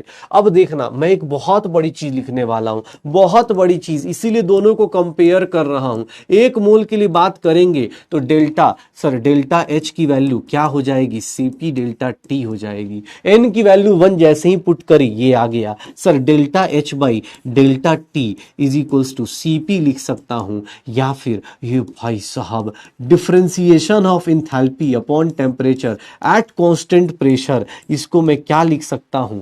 ये लिख सकता हूं। आई होप सबने लास्ट क्लास में, अगर लास्ट क्लास अटेंड करी है तो ऐसा कुछ मैंने बताया था।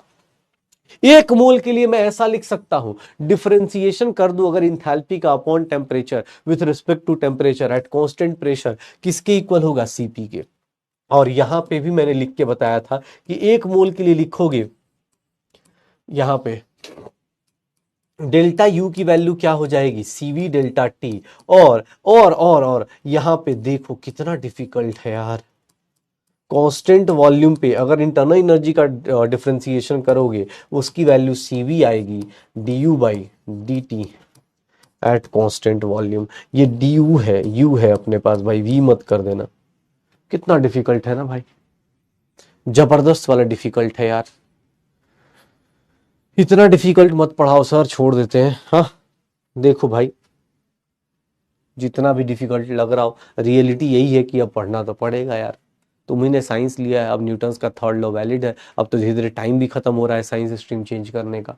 तुमने ही साइंस लिया, न्यूटन्स थर्ड लॉ पढ़ लिया होगा, every action has a opposite reaction.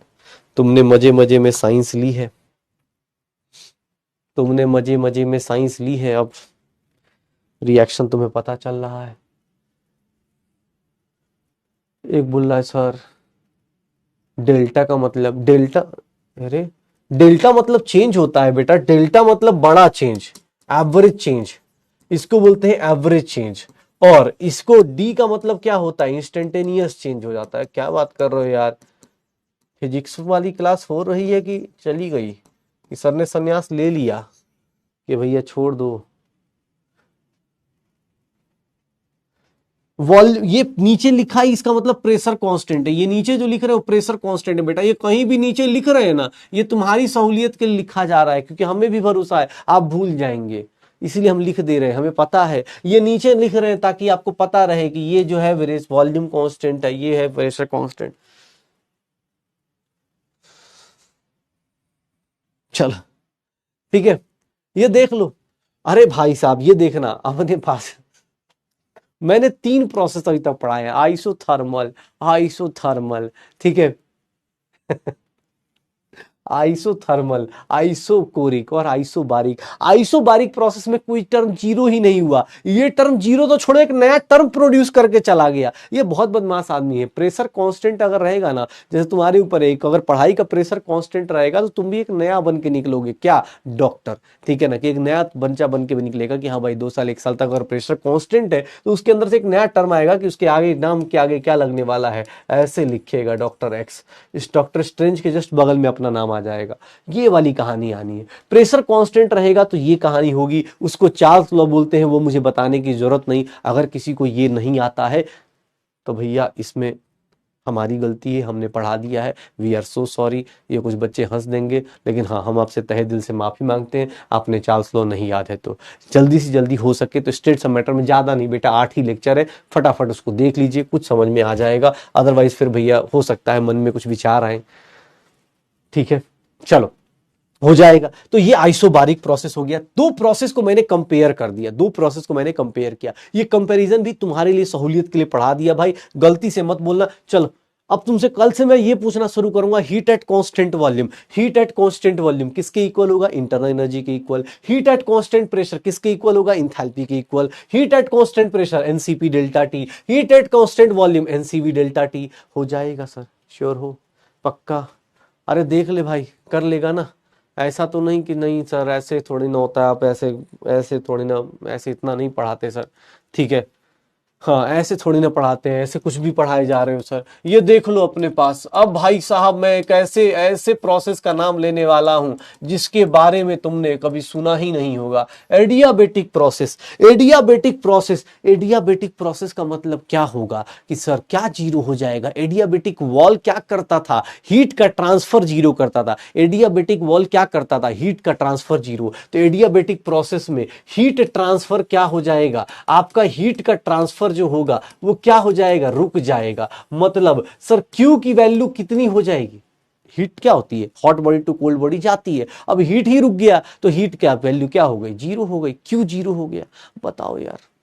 Heat zero हो गया, कैसे जिंदगी चलेगी यार, हीट ही जीरो। सर अब अगर मैं फर्स्ट लॉ लगाता हूं थर्मोडायनेमिक्स का, अगर मैं फर्स्ट लॉ ऑफ थर्मो लगा दूं यहां पे, अगर मैं फर्स्ट लॉ ऑफ थर्मोडायनेमिक्स लगा दूंगा भाई साहब, आप देखिएगा क्या हो रहा है, delta U is equals to Q plus W. Sir यहां पे हीट ही जीरो हो गया, डेल्टा यू की वैल्यू क्या हो गई, वर्क डन की इक्वल हो गई।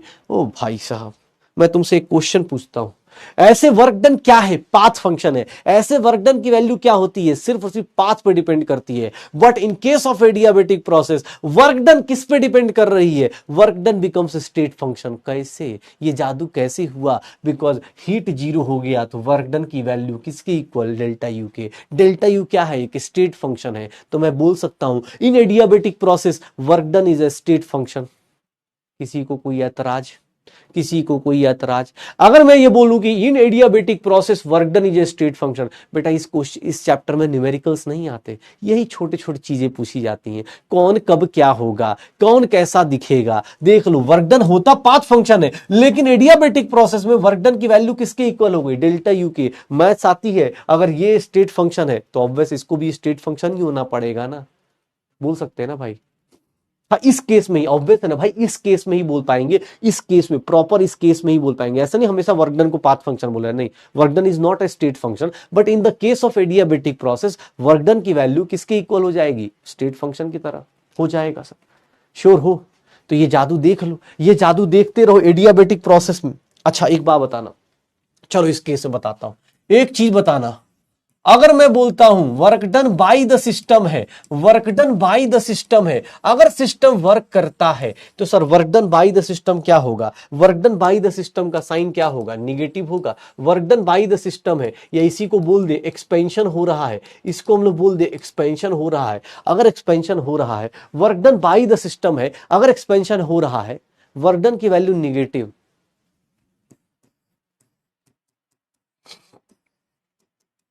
क्योंकि वर्क निगेटिव है तो डेल्टा यू भी निगेटिव, और डेल्टा यू निगेटिव इसका मतलब टेम्परेचर डिक्रीज होगा या इंक्रीज, जल्दी जल्दी बताओ, टेम्परेचर डिक्रीज होगा या इंक्रीज, जल्दी बताओ।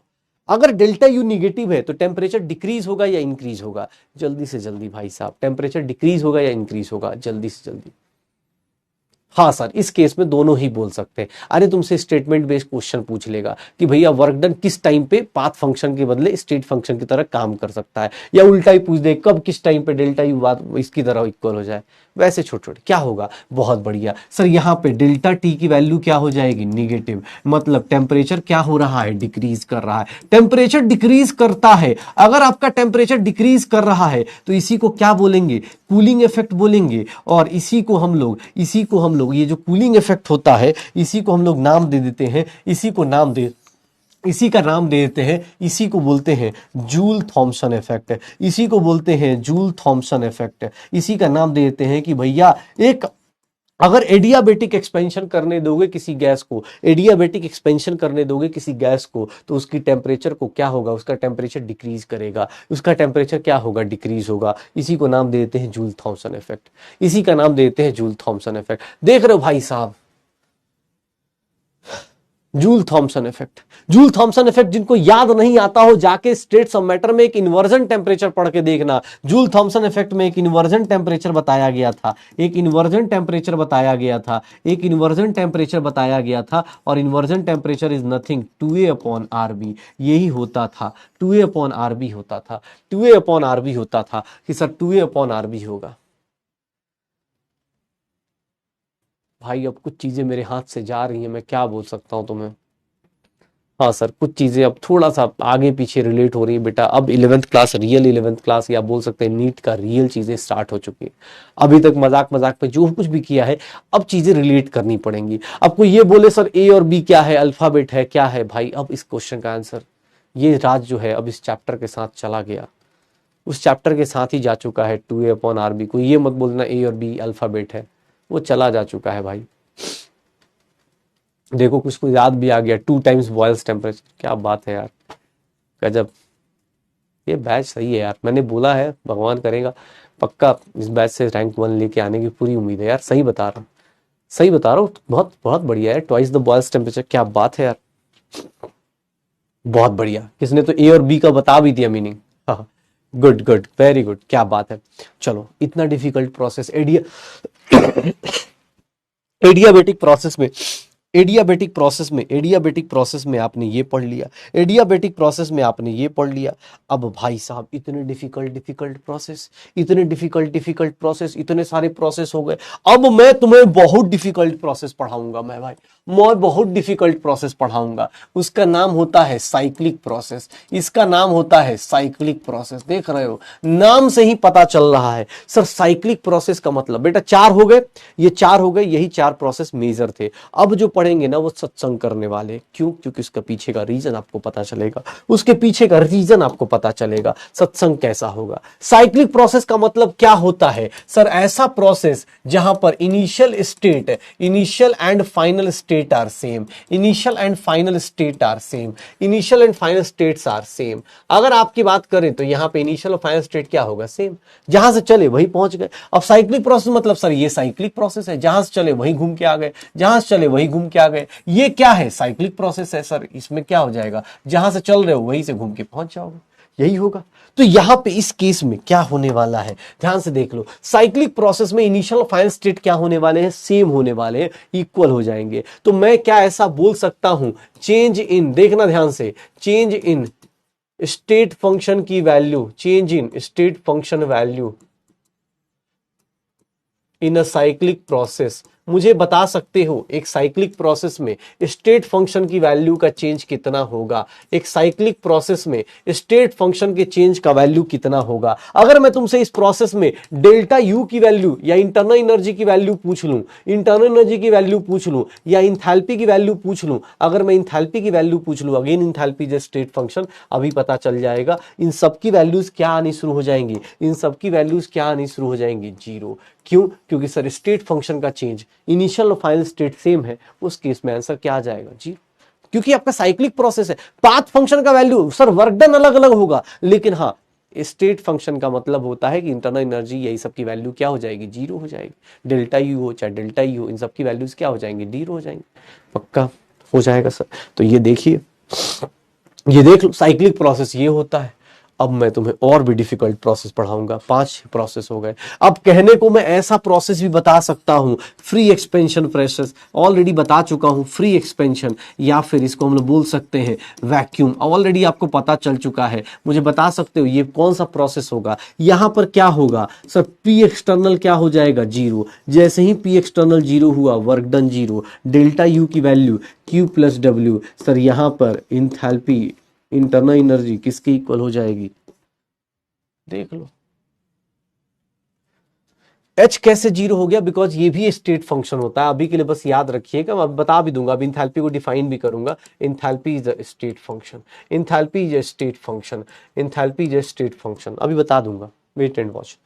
देख लो फ्री एक्सपेंशन हो जाएगा सर P0 वर्क डन 0। देख रहे हो कितना डिफिकल्ट है, कितना डिफिकल्ट। अब मैं तुम्हें और भी डिफिकल्ट पढ़ाऊंगा, और भी एक डिफिकल्ट चीज पढ़ाऊंगा, पता है क्या? एक पता हो, अपने दिल की बात बताएंगे अभी हम लोग, सब लोग एक साथ बात करेंगे। इतना डिफिकल्ट पढ़ने के बाद आ सकता है, हाँ देखो एक बोला न्यूमेरिकल करा, अरे बेटा न्यूमेरिकल आएगा तो करा दूंगा, जब आएगा ना कल की क्लास में जब आना शुरू होगा तब बोलो सर थ्योरी पढ़ा दो। अभी थ्योरी चल रही है, देखो थ्योरी क्या है यार, इसको बोलते हैं कि साइंस का रियल एप्लीकेशन चल रहा है, कि भैया ये पता चला तो इससे ये पता चला, उससे ये पता चला, फिर इससे ये पता चल गया। अब ये सब चीजें अगर आप मतलब बोलते हैं ना कि ब्रेन को जितना ज्यादा समझाएंगे उतना जल्दी समझ में आएगा। अब कोई work done by the system के बदले work done on the system ले ले तो सब कुछ उल्टा होता चला जाएगा। अब आपकी मर्जी है भाई, इतने सारे वर्क फंक्शन। अब मैं बहुत खतरनाक पढ़ाऊंगा, रुक जाओ देखो, अब मैं इतना खतरनाक पढ़ाऊंगा ना, तुम लोग सब लोग बोलोगे क्या सर इतना खतरनाक। देख रहे हो इसकी बाउंड्री बना रहा हूं, ये देखो लिखते लिखते मेरे हाथ कांप रहे हैं, इतना खतरनाक चीज बताऊंगा। देख लो इतना 7 प्रोसेस, भाई साहब ये टीचर क्या करना चाह रहा है यार हमारी जिंदगी में, ये क्या हो रहा है? रिवर्सिबल हो भाई साहब, और इरिवर्सिबल, रिवर्सिबल और क्या बात कर रहा है? इरिवर्सिबल प्रोसेस, रिवर्सिबल और इरिवर्सिबल प्रोसेस। भाई साहब ये 8 प्रोसेस आपको बता दिया गया, 8 प्रोसेस, 7 और 8 दोनों बगल बगल में रख दिया गया। पता है क्यों? क्योंकि इसके बीच की एक कहानी बता देता हूं, दोनों को समझाने का एक बेसिक तरीका होता है, बाकी डेफिनेशन अभी लिखवा दिया जाएगा, पता भी चल जाएगा आपको क्या होता है। अब इंग्लिश की कहानी बाद में देखेंगे, इंग्लिश अच्छी वाली इंग्लिश देखेंगे, लेकिन पहले सुन लीजिएगा रिवर्सिबल किसको बोलते हो, इरिवर्सिबल किसको बोलते हैं। नाम से पता चल रहा रिवर्सिबल मतलब इसको कभी भी पीछे की तरफ लेके आ सकते हैं, किसको कभी भी पीछे की तरफ लेके आ सकते हैं, इसीलिए रिवर्सिबल बोलते हैं, जिसको मतलब किसी भी स्टेप पे पीछे लेके आया जा सकता है। मतलब इसका इस सिस्टम और सराउंडिंग के बीच में इतना ज्यादा गैप नहीं हो, कभी भी पीछे आ सके या आगे जा सके, इसीलिए इसको क्या बोलते हैं, रिवर्सिबल। लेकिन भाई साहब इरिवर्सिबल क्या होता है? इरिवर्सिबल क्या होता है कि सर इसको पीछे लेके नहीं आ सकते। जैसे हम लोगों के साथ टाइम क्या है? इरिवर्सिबल प्रोसेस है। Time is what? Irreversible process, क्योंकि टाइम पीछे नहीं आ सकता। सर बाकी चीजें आप हो सकता है तोड़ मरोड़ के फिर से सीधा कर लो, टाइम को सीधा नहीं कर सकते, टाइम को पीछे नहीं कर सकते आप, ठीक है? तो ये अपने पास इरिवर्सिबल है और ये क्या है? इरिवर्सिबल। ध्यान सुनना, रिवर्सिबल प्रोसेस भाई साहब ये बेचारा इतना शानदार, मतलब तुम्हें लग रहा है रिवर्सिबल मतलब बहुत अच्छा आदमी है, सिस्टम और सराउंडिंग ऐसे बीच में रहता है, इक्विलिब्रियम में रहता है, इनका कोई लेना देना। ये पता है तुम्हारी कहानी बताया, तुम्हारा एक दोस्त हो गया, तुम्हारी अपनी कहानी, जो स्पैमर है बेचारा, सुन ले ध्यान से। अब मान लो तुमने टेस्ट दिया, देखना ध्यान से, तुमने टेस्ट दिया, पहले टेस्ट में आए 300 नंबर, फिर आए अगले टेस्ट में 301, अगले टेस्ट में 302, अगले टेस्ट में 303, अगले टेस्ट में 304, अगले टेस्ट में 305। तुम्हें भी लग रहा होगा सर छोड़ दो। अब मैं पूछूं तुमसे कि बच्चा इसके हर एक हफ्ते अगर टेस्ट होंगे, कितने हफ्ते बाद जाके 720 आएंगे सर? पता चला 3-4 साल लगेंगे। और हाँ अच्छी बात क्या है, ये रिवर्सिबल है। क्यों? क्योंकि इसका चेंज इतना कम हो रहा है कि कभी भी एक क्वेश्चन गलत किया पीछे आ जाएगा, एक क्वेश्चन गलत किया पीछे आ जाएगा, एक क्वेश्चन गलत किया पीछे आ जाएगा, एक क्वेश्चन गलत करेगा पीछे आ जाएगा, एक क्वेश्चन, मतलब इसका सोच रहे हो कितना शानदार पढ़ाई कर रहा है, हर एक हफ्ते एक क्वेश्चन कम गलत कर रहा है। इसकी देख रहे हो कितनी अच्छी पढ़ाई चल रही, मतलब इसके घर वाले इससे पूछना छोड़ देंगे कि भाई तेरे कितने मार्क्स आ रहे हैं। वो ये बोले सर पिछले हफ्ते 300 आए थे सर, मार्क्स इंप्रूव हुए, मेरे बहुत अच्छे मार्क्स हुए सर, मेरा बहुत अच्छा इंप्रूवमेंट आया सर, 300 मार्क्स मेरे लास्ट वीक में आए थे और इस वीक में पता है सर आपको कितने आए? 301। पापा भी परेशान हो गए, बोल लेंगे बेटा छोड़ दे, हो गई हमसे कुछ गलतियां हो गई, मान लिया।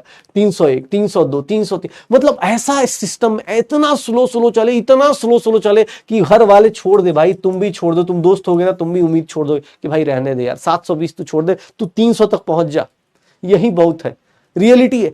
लेकिन ये इसको क्या बोलते हैं, रिवर्सिबल। रिवर्सिबल क्यों? क्योंकि भाई इतना स्लो चेंज कर रहा है ना कि ये कभी भी एक क्वेश्चन गलत करेगा पीछे आ जाएगा। मतलब इसका जो ड्राइविंग फोर्स है ना और जो अपोजिंग फोर्स है, जो सही होने का और जो गलत होने का फोर्स है, उसका कितना है, एक का चेंज। मतलब ये हर एक एग्जाम में बस एक कम गलत कर रहा है और कुछ नहीं है, बाकी पढ़ाई क्या कर रहा है आपको दिख ही रहा होगा। इसको क्या बोलते हैं, रिवर्सिबल प्रोसेस। मतलब इतना स्लो चले, इतना स्लो चलो कि तुम भी छोड़ दो साथ, इसका इनफाइनाइट टाइम लग जाएगा। मतलब आदमी, तुम ग्रेजुएशन मतलब ना डॉक्टर बन के बाहर आओगे तब तक ये भाई पहुंचेगा 500 नंबर तक। हाँ 500 नंबर आ रहा है अभी, अगले हफ्ते 501 आएगा, फिर 502 आएगा, ऐसा वाला सिस्टम हो जाए तो इसको क्या बोलते हैं, रिवर्सिबल। ये रिवर्सिबल प्रोसेस है भाई साहब, ये इस तरह का मजा नहीं आएगा, इसमें तो सो जाएगा आदमी। लेकिन ये देखो, एक बच्चा आया 300 से शुरू किया, अगले टेस्ट में, अब हमारे जो अर्जुन आज, ये देखिए अगले टेस्ट में झटके के साथ काम चल रहा है फिर से। अब तुम्हें ही पता चल रहा है कि सर कुछ भी हो सकता है, इस बच्चे को कुछ प्रिडिक्ट नहीं कर सकते, इस बच्चे का कुछ भी प्रिडिक्ट नहीं कर सकते। देख लो एक एक झटके में बढ़ रहा है, तो इसके मार्क्स जानने में आपको भी इंटरेस्ट होगा। अगर आपको कोई दोस्त होगा या आप खुद के साथ फील करते होगे किस टेस्ट में अच्छा जा रहा है, किस टेस्ट में, तो इसमें क्या है कि इसमें आपको पता चल रहा है कि यार ये क्या है, ये क्या है अपने पास, इररिवर्सिबल। क्योंकि ये झटके से जा रहा है, ये पीछे नहीं जा सकता। एक बार में 150 क्वेश्चन गलत कोई नहीं कर सकता ना, कि कोई सोच ले कि सर मैं ना 450 से 300 पे चला जाऊंगा। बेटा पॉसिबल ही नहीं हो पाएगा, क्योंकि आप एक झटके में पीछे नहीं जा सकते। इसको बोलते हैं इररिवर्सिबल। क्यों? क्योंकि इसके पीछे का रीजन देख लो। यहां पे जो बंदा है उसका ड्राइविंग फोर्स बहुत ज्यादा है as compared to this one. ये क्या है, अपनी कहानी है, ये है इररिवर्सिबल की कहानी। और आपको भी इररिवर्सिबल ही बनना है भाई, ऊपर की तरफ जाना है, पीछे की तरफ नहीं आना है। ठीक है, ऐसा नहीं कि सर बढ़ तो रहा है, सर मार्क्स गजब बढ़ रहा है, सर मेरा 300 नंबर था और इस बार 301 नंबर आया, सर क्या मार्क्स है। ये देख लीजिए यहां पे जो चेंज होगा बहुत ही इनफाइनाइटली स्मॉल चेंज होगा, इनफाइनाइटली स्मॉल चेंज होना शुरू होगा, small change over a period of time, over a period of time. Sir इतना छोटा छोटा चेंज होगा over a period of time. Sir इसका टाइम ऑफ कंप्लीशन क्या होगा, टाइम ऑफ कंप्लीशन क्या होगा। सर इस रिएक्शन का टाइम ऑफ कंप्लीशन क्या लिखेंगे, इनफाइनाइट लिख देंगे कि भाई ये कभी कंप्लीट हो ही नहीं सकता, ये रियल हो ही नहीं सकता, इट्स नॉट प्रैक्टिकल, ये कभी प्रैक्टिकल लाइफ में आ ही नहीं सकता। और ऐसा क्यों हो रहा है, ऐसा क्यों हो रहा है? क्योंकि सर जो इसका ड्राइविंग फोर्स है, जिसका मोटिवेशन है, जो इसका मोटिवेशन है और इसका जो अपोजिंग फोर्स है, मतलब सर क्या कर रहा है, धीरे धीरे चल रहा है। अरे झटके से कब चलोगे, जब आपका ड्राइविंग फोर्स और अपोजिंग फोर्स क्या हो, ज्यादा गैप का हो। जब आपका झटके से कब चलोगे, जब आपका ड्राइविंग फोर्स क्या हो, मतलब जैसे मार्क्स कब बढ़ते हैं, दो चीजों से मार्क्स बढ़ते हैं। तुम्हें कल भी बता चुका हूं, पढ़ाई दो ही तरीके से होती है, या तो हीट का प्रभाव पड़े या फिर अंदर से वर्क जाग जाए कि यार अपना काम क्या है, पढ़ ही लेते हैं। स्टूडेंट है तो स्टडी कर ही लेते हैं, इंस्टाग्राम ये सब तो चलाते रहेंगे, लेकिन स्टूडेंट है तो स्टडी कर ही लेते हैं। दो ही तरीके होते हैं। आदमी जग जाता है ना, कभी कोई मोटिवेशन वीडियो रात के मान लो 10 बजे देख लिया, 11 बजे, अब उस रात को नींद ही नहीं आ रही, सोच रहे कि आज तो रात को, आज मतलब आज ही बनेंगे, आज ही सारा का सारा सब कुछ फोड़ फाड़ के लेंगे, बदला तो आज ही लेंगे ना भाई, होता है। तो वही चीज यहाँ ड्राइविंग फोर्स एकदम मस्त चल रहा है। कोई बोल रहा है पढ़ लो, हाँ पढ़ते हैं ना, मार्क्स तो बढ़ ही रहे, एक एक नंबर दो नंबर, छोटा चेंज ही है, आराम से चलने दीजिए, क्या दिक्कत है। जो हमारा स्पैमर हो यही तो बोलता है स्लो पढ़ाइए सर, सिलेबस का क्या है, सिलेबस तो मुंह माया है, कभी भी खत्म हो जाएगा। सिलेबस तो यूट्यूब पे कब का खत्म हो चुका है, आपने ही बहुत कुछ पढ़ा रखा है, हमारा तो कभी भी खत्म हो जाएगा। तो वो बेटा तुम रिवर्सिबल प्रोसेस में हो, तुम्हारा रियल लाइफ में कोई एग्जिस्टेंस नहीं हो पाएगा। ठीक है, हाँ ये है कि भाई प्रैक्टिकल है नहीं, हाइपोथेटिकली कोई बोले कि हाँ भाई चलेगा तो चल जाएगा, मान लेना ऐसा। ठीक है, तो ये अपने पास रिवर्सिबल प्रोसेस, इनफाइनाइटली स्मॉल। अभी इंग्लिश भी दिखाऊंगा भाई, जिसको इंग्लिश में अच्छी इंग्लिश लिखनी है उसको इंग्लिश भी अच्छी मिलेगी इसमें। ये देखिएगा इसमें क्या होगा सर, क्या होगा सर, एवरेज चेंज दिखेगा, average past change over a period of time. इसमें क्या होगा, बड़ा चेंज दिखना शुरू होगा over a period of time. उसके बाद इसके टाइम ऑफ कंप्लीशन पूछोगे तो ये टाइम ऑफ कंप्लीशन जो होगा, टाइम ऑफ कंप्लीशन जो इसका होगा वो क्या होगा, फाइनाइट होगा। मतलब इसका 10 मिनट 20 मिनट 40 मिनट जितना भी होगा उतने देर में हो जाएगा। It is of practical use, यही प्रैक्टिकल यूज में आएगा। डेली लाइफ में कौन सा प्रोसेस होता है, यही प्रोसेस होता है। ऐसे कोई बोल दे कि सर सिलेक्शन तो होगा कितने टाइम में, सर हो जाएगा ना, आप क्यों, जिंदगी सर एक ही थोड़ी ना, 7 जन्म का होता है सर, 7 जन्म में कभी ना कभी तो कर ही लेंगे। आदमी थोड़ी लगता है कि तुम्हें बोल पाएगा। यहां पे जो ड्राइविंग फोर्स है, यहां जो ड्राइविंग फोर्स है वो भाई साहब इतना ज्यादा होता है, किससे, अपोजिंग फोर्स से। पूछेगा ही नहीं ना। अब मैं तुम्हें एक और कहानी बताता हूँ, तुम्हें लगता है अरे सर ऐसे थोड़ी ना होता होगा। मैं तुम्हें एक बात बताता हूँ, मैं बोलता हूं एक बच्चे को कि तुम्हारा प्रेशर 5 एटीएम है, देखना ध्यान से, 5 एटीएम है, तुम्हें अपना प्रेशर 1 एटीएम लेके आना है, ध्यान से देखना, 5 एटीएम है और फिर क्या करना है, 1 एटीएम पे लेके आना है। अब तुम्हें बोल रहा है ड्राइविंग फोर्स, ड्राइविंग फोर्स मतलब अरे यार ड्राइविंग फोर्स जो तुम्हें चलाता है बेटा, तुम्हारा ड्राइविंग फोर्स अभी के टाइम पे क्या है, ड्राइविंग फोर्स सर की सिलेक्शन होगा, डॉक्टर बन जाएंगे तो लाइफ में थोड़ी स्टेबिलिटी आएगी, इज्जत मिलेगी, सोसाइटी को सर्विस दे सकते हैं, ये आपका ड्राइविंग फोर्स है। खुद को स्टेथोस्कोप लगाएंगे, एक दवाई लिखने से किसी की लाइफ चेंज कर देंगे, ये आपका ड्राइविंग फोर्स है। अपोजिंग फोर्स क्या है कि सर 2 घंटा पढ़ना था ड्राइविंग फोर्स के लिए, अपोजिंग फोर्स क्या है, 1 घंटा 59 मिनट्स पढ़ रहे हैं, किसको, इंस्टाग्राम पे एक किताब है जिसपे फेसबुक पढ़ रहे हैं, वो सब किताबें पढ़ रहे हैं, तो वो अपोजिंग फोर्स है। रिवर्सिबल का मतलब बेटा एकदम शानदार चल रहा है, जितने देर पढ़ाई उतनी देर बर्बादी, ये शानदार, ये रिवर्सिबल है। लेकिन यहाँ पे क्या है कि भैया पढ़ाई ज्यादा चल रही है, ये भी थोड़ा बहुत है लेकिन कम है। अब मैं तुम्हें बताता हूं जो अपना बंदा है वो कैसे होगा, ये देख लो, ये देखो 5 एटीएम और 1 एटीएम, इसको मैंने बोला भाई यहां से यहां जाना है, पता है ये कैसे जाएगा, 5 से कहां आएगा 4.999 एटीएम, फिर कहां आएगा 4.998 एटीएम, तुम भी चाहते हो सर रुक जाओ छोड़ दो, 4.997 एटीएम, 4.996 एटीएम, तुम्हें भी दिख रहा होगा, 1000 स्टेप करेंगे तब जाके 4 आएगा, फिर क्या आएगा, ये हम सो जाएंगे तब तक, हमें भी पता है कि भैया ना हो पाएगा तुमसे। मतलब अगर इसकी बात करूं ना तो मैं इससे बेटर, मतलब ये इतना होता है ना कि भाई यहां से मान लो यहां से यहां जाना है, तो पता है इतना छोटा छोटा स्टेप लेगा ना, छोटा छोटू छोटू छोटू, ऐसे छोटे छोटे स्टेप्स में आएगा ना भाई कि तुम सो जाओगे कि भाई छोड़ दे यार, रहने दे भाई, कोई दिक्कत नहीं, छोड़ दे यार, रहने दे, हो गया। अब तुम दोस्त से ही सोचो ना, तुम्हारा दोस्त तुमसे बोले कितना मार्क्स आ रहा है, 300 नंबर, 301 नंबर, तुम उससे पूछोगे थोड़ी ना कि भाई तुम बताओ, अरे तुम्हारे बताने से क्या ही फर्क पड़ेगा उसको, 300 नंबर आ रहा है। अब इतना छोटा सोच रहा हो, मतलब भूल चुके हो तुम कि भाई छोड़ दे कोई दिक्कत नहीं, जिंदगी है, एक दोस्त जिंदगी लग जाएगी, आने दे। लेकिन इसको बोलोगे ये देखना 5 एटीएम से 1 एटीएम, एक झटके में, एक बार में ऐसे करके आ जाएगा।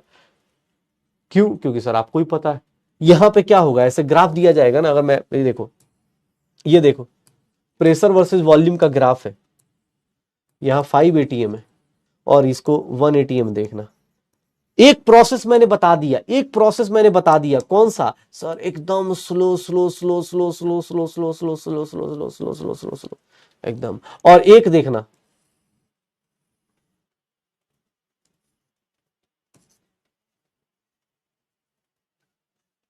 कैसे हुआ, देखो इसको कितना शॉर्टकट काम किया, शॉर्टकट काम देखना, किसी को समझ में आया ऐसे क्यों आया सर, ऐसे क्यों आया, ऐसे क्यों आया, क्योंकि इसका पीछे का रीजन बताता हूं, क्योंकि आपको भी पता है सर यहां से यहां आना, यहां से यहां आने में कोई वर्क डन नहीं करना पड़ता, इसी को बोलते हैं स्मार्ट वर्क। उसने देख लिया कि भाई वॉल्यूम अगर कांस्टेंट है ना तो प्रेशर डिक्रीज करने में कोई वर्क डन नहीं करना है। क्यों? क्योंकि सर इसमें आपको ही पता है, कल से आप पढ़ रहे हो, स्ट्रेट लाइन अगर वर्टिकल लाइन है तो उसका वर्क डन कितना हो जाएगा, 0। सोचो ना सर, ये बेचारा यहां से लेकर यहां तक वर्क डन करेगा, ये सिर्फ इतने ही दूर वर्क डन करेगा, मुझे बताओगे ये रिवर्सिबल वर्क डन है, ये रिवर्सिबल है, और ये क्या है, इरिवर्सिबल। कल की ग्राफ मैंने बताए थे शायद, मुझे बताओगे कौन सा वर्क डन ज्यादा होगा, which work done is more, reversible या इरिवर्सिबल।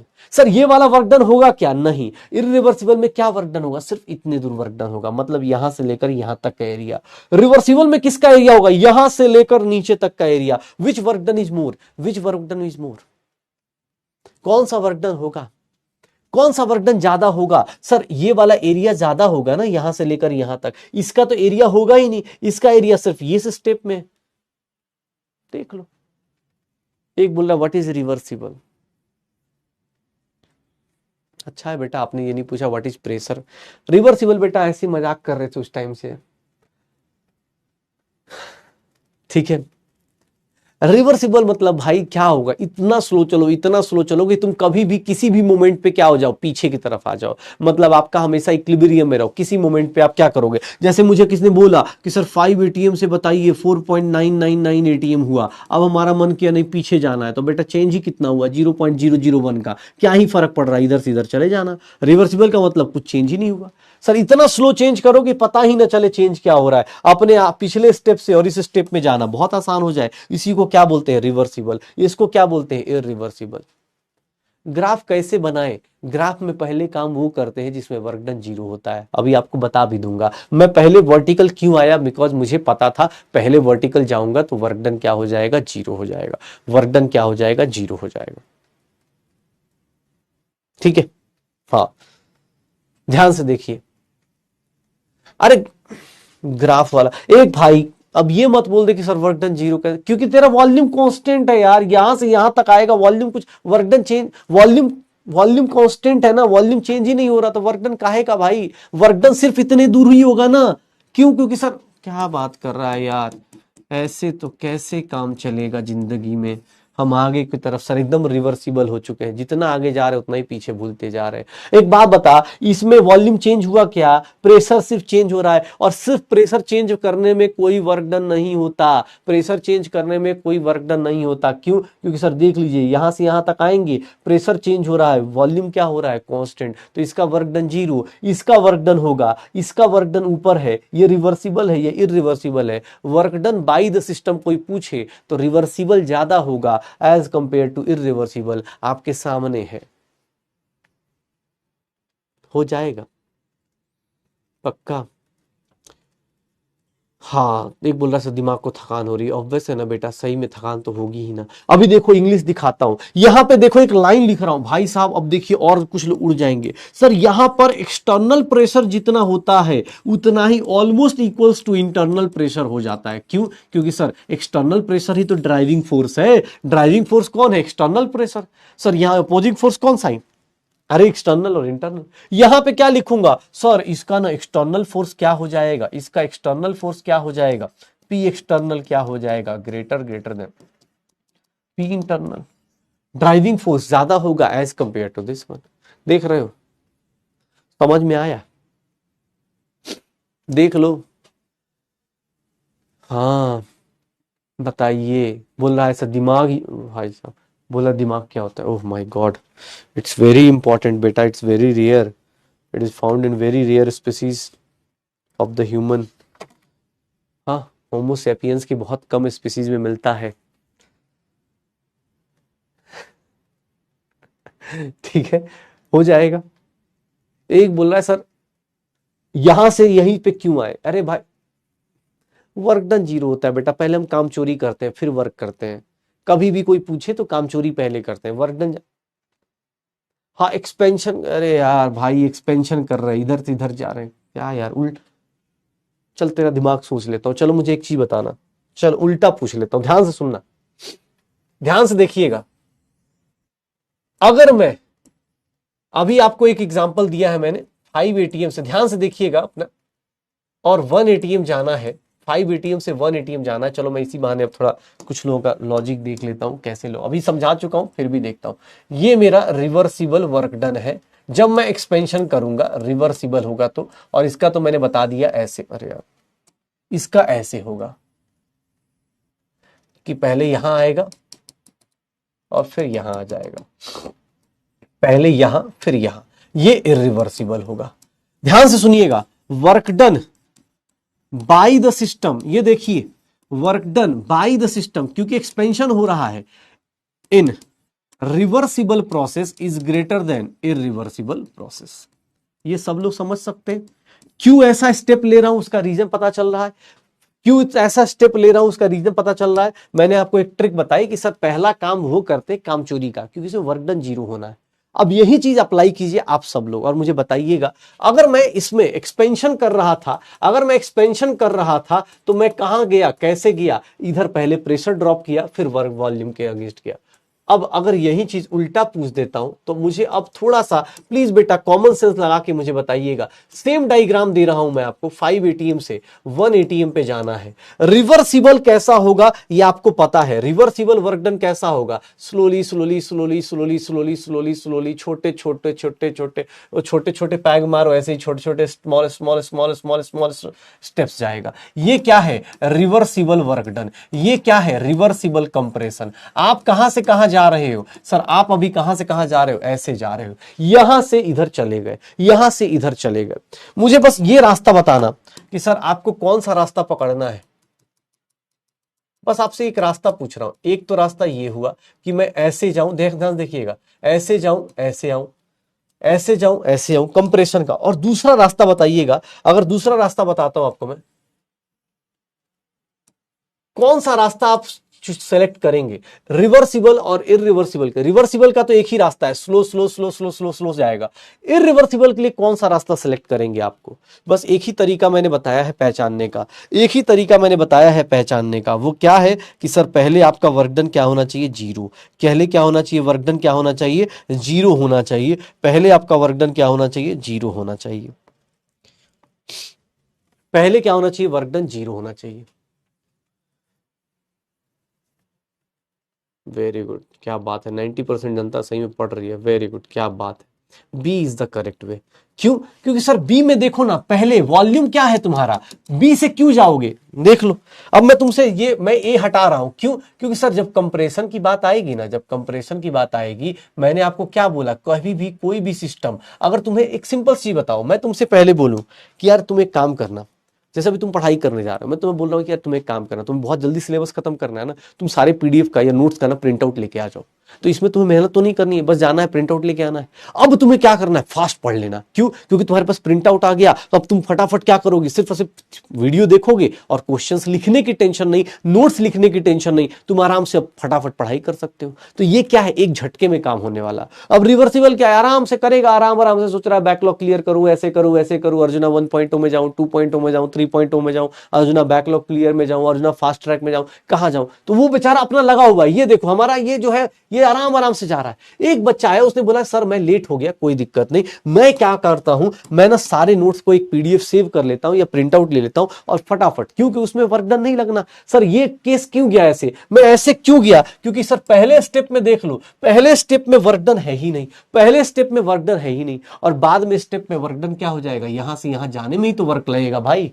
तो देख लो, ये रास्ता किसका होगा? ये रास्ता इरिवर्सिबल होगा। ये रास्ता किसका होगा? इरिवर्सिबल होगा। तो एक सिंपल सा, अब तुमसे बोले सर ये देखिए ना, कितना कुछ आप रटने के लिए बोल रहे हैं। Work done on the system कोई पूछ दे, work done on the system कोई पूछ दे, रिवर्सिबल में और इरिवर्सिबल में सर कौन सा ज्यादा होगा? रिवर्सिबल या इरिवर्सिबल ज्यादा होगा? रटना चाहो रट लो, और नहीं तो बेटा आपकी मर्जी है, दिमाग आपके पास है। मैं कंप्रेशन में, अब आपके ऊपर है, आप चाहो तो इसको रट लो, कोई दिक्कत नहीं, आपके ऊपर है, कंप्रेशन है, रट लो, रट लेना है तो रट लेना। प्रिंट आउट में बहुत पैसा लग जाएगा। प्रिंट आउट बेटा एक पेज पे 4 आते हैं, कोटा में देखो एक पेज पे 4 आते हैं, 4 के पीछे 8 आते हैं, मतलब एक क्लास नोट्स के ऐसे करके उन्होंने 4 बना देते हैं। वो प्रिंट आउट वाले से बात करो, 4 बनाते हैं और पिछले पेज पे 8 आ जाते हैं, तो एक दिन में एक क्लास नोट्स हो जाता है, मतलब 3-4 पेज में एक क्लास नोट्स हो जाता है। आपको उसको वो भी कर देते हैं वो लोग, कलर भी चेंज कर देते हैं, ब्लैक का व्हाइट कर देते हैं, पता नहीं कुछ कुछ सिस्टम करते हैं। ठीक है, अरे मैं आपको नहीं सजेस्ट कर रहा हूं, मैं बस बता रहा हूं आपको कि पीडीएफ सेव कर लो, प्रिंट आउट नहीं निकालना, पैसे नहीं वेस्ट करने भाई, प्रिंट आउट कागज भी वेस्ट नहीं करना, इन्वायरमेंट को बचाना है। ठीक है, हाँ इन्वायरमेंट भी बचाइए, आप कागज पे नहीं, आपके सब कुछ। आज के टाइम पे स्मार्ट वर्क का जमाना है, स्मार्ट वर्क के लिए भी दिमाग चाहिए ना। अभी मैंने बोला उल्टा चलो, तो सब लोग ये भी, ए भी कुछ लोग बोल रहे थे, बी क्यों होगा? बी क्यों होगा? क्योंकि आपको रीजन पता चल चुका है। आप ऐसे ही क्यों गए? सर आप ऐसे क्यों नहीं गए? क्योंकि सर ऐसे जाते तो पहले वर्क करना पड़ता, फिर जीरो होते, कोई फायदा था नहीं। अब सर बहुत डिफिकल्ट, इतना कुछ थोड़ी ना रट पाएंगे, इतना कुछ याद कर पाएंगे। 8 प्रोसेस बता दिए, 8 प्रोसेस की अलग अलग टेक्निक बता रहे हो, कभी किसमें कहीं घुमा रहे हो, कभी कुछ कर रहे हो, कभी वर्क डन जीरो, कभी नहीं जीरो, कभी कुछ चल, मजाक चल रहा है। हाँ, hand written notes always best भाई, तुम्हारे पास हैंड रिटन नोट्स है ऑलवेज बेस्ट। बहुत बढ़िया, चमक गया। चलो प्रोसेस हो गया भाई, टाइप्स ऑफ थर्मोडायनेमिक प्रोसेस हो गया, डन माने? सर हो जाएगा। हाँ हाँ, हैंड रिटन नोट सबसे बेस्ट है भाई, मेरी राइटिंग खराब है तब भी मैं बोलता हूँ, प्रमोट करता हूँ हैंड रिटन नोट्स को। कितने लोग तो मेरे समरी लेक्चर का ही देख रहा हूँ कि उसी को लेके बैठ गए हैं। हो जाएगा। हाँ, मेरी दुनिया तबाह हो गई ना, क्या चल रहा है, एक्सपेंशन कंप्रेशन, यार चक्कर आ गया, दिमाग का एक्सपेंशन कंप्रेशन नहीं हो पा रहा सर। कभी कुछ तरीके से जा रहे हो, कभी किस, एक तो बच्चा लिख रहा है सर जिस रास्ते से आए थे उसी रास्ते से जाना चाहिए। बेटा हाँ बेटा सॉरी, हमसे गलती हो गई, जिस रास्ते से आए थे उसी रास्ते से बेटा, ये आप जिस रास्ते से आपने एक एरो दबाया था बेटा, उसी रास्ते से एक एरो दबा दीजिए, एकदम देखिए रिवर्सिबल प्रोसेस होगा आपकी लाइफ में, ठीक है।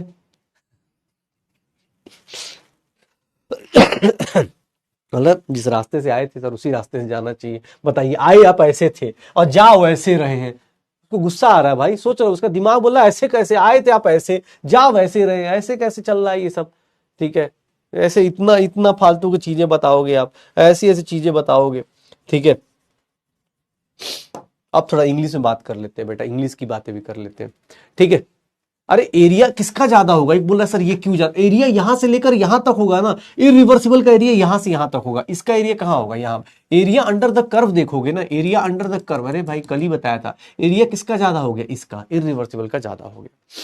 चलो अब देखना भाई, हो भाई साहब इंग्लिश, इंग्लिश देख रहे हो इतनी तगड़ी, और इतनी तगड़ी इंग्लिश देख रहे हो। अब तुमसे इंग्लिश वाली डेफिनेशन बता रहा हूं, देखना कितना खतरनाक इंग्लिश लिखा, it is a slow process going with through a series of small stages, with each stage maintaining equilibrium between the system and surrounding। मतलब यही है सराउंडिंग और इक्विलिब्रियम, देख रहे हो इसमें कितना अच्छा इक्विलिब्रियम है ना, कभी भी इधर आ सकते हो। ये इक्विलिब्रियम का मतलब क्या होता है कि सर कभी भी रिवर्स आ जाइए, इसी को क्या बोलते हैं, रिवर्सिबल प्रोसेस। इंग्लिश देख रहे हो, it is a slow process, it can be made into forward and backward direction. हाँ भाई 300 से 301, 300 से 301 it can be made forward and backward, इसमें और इसमें बहुत डिफरेंस नहीं है।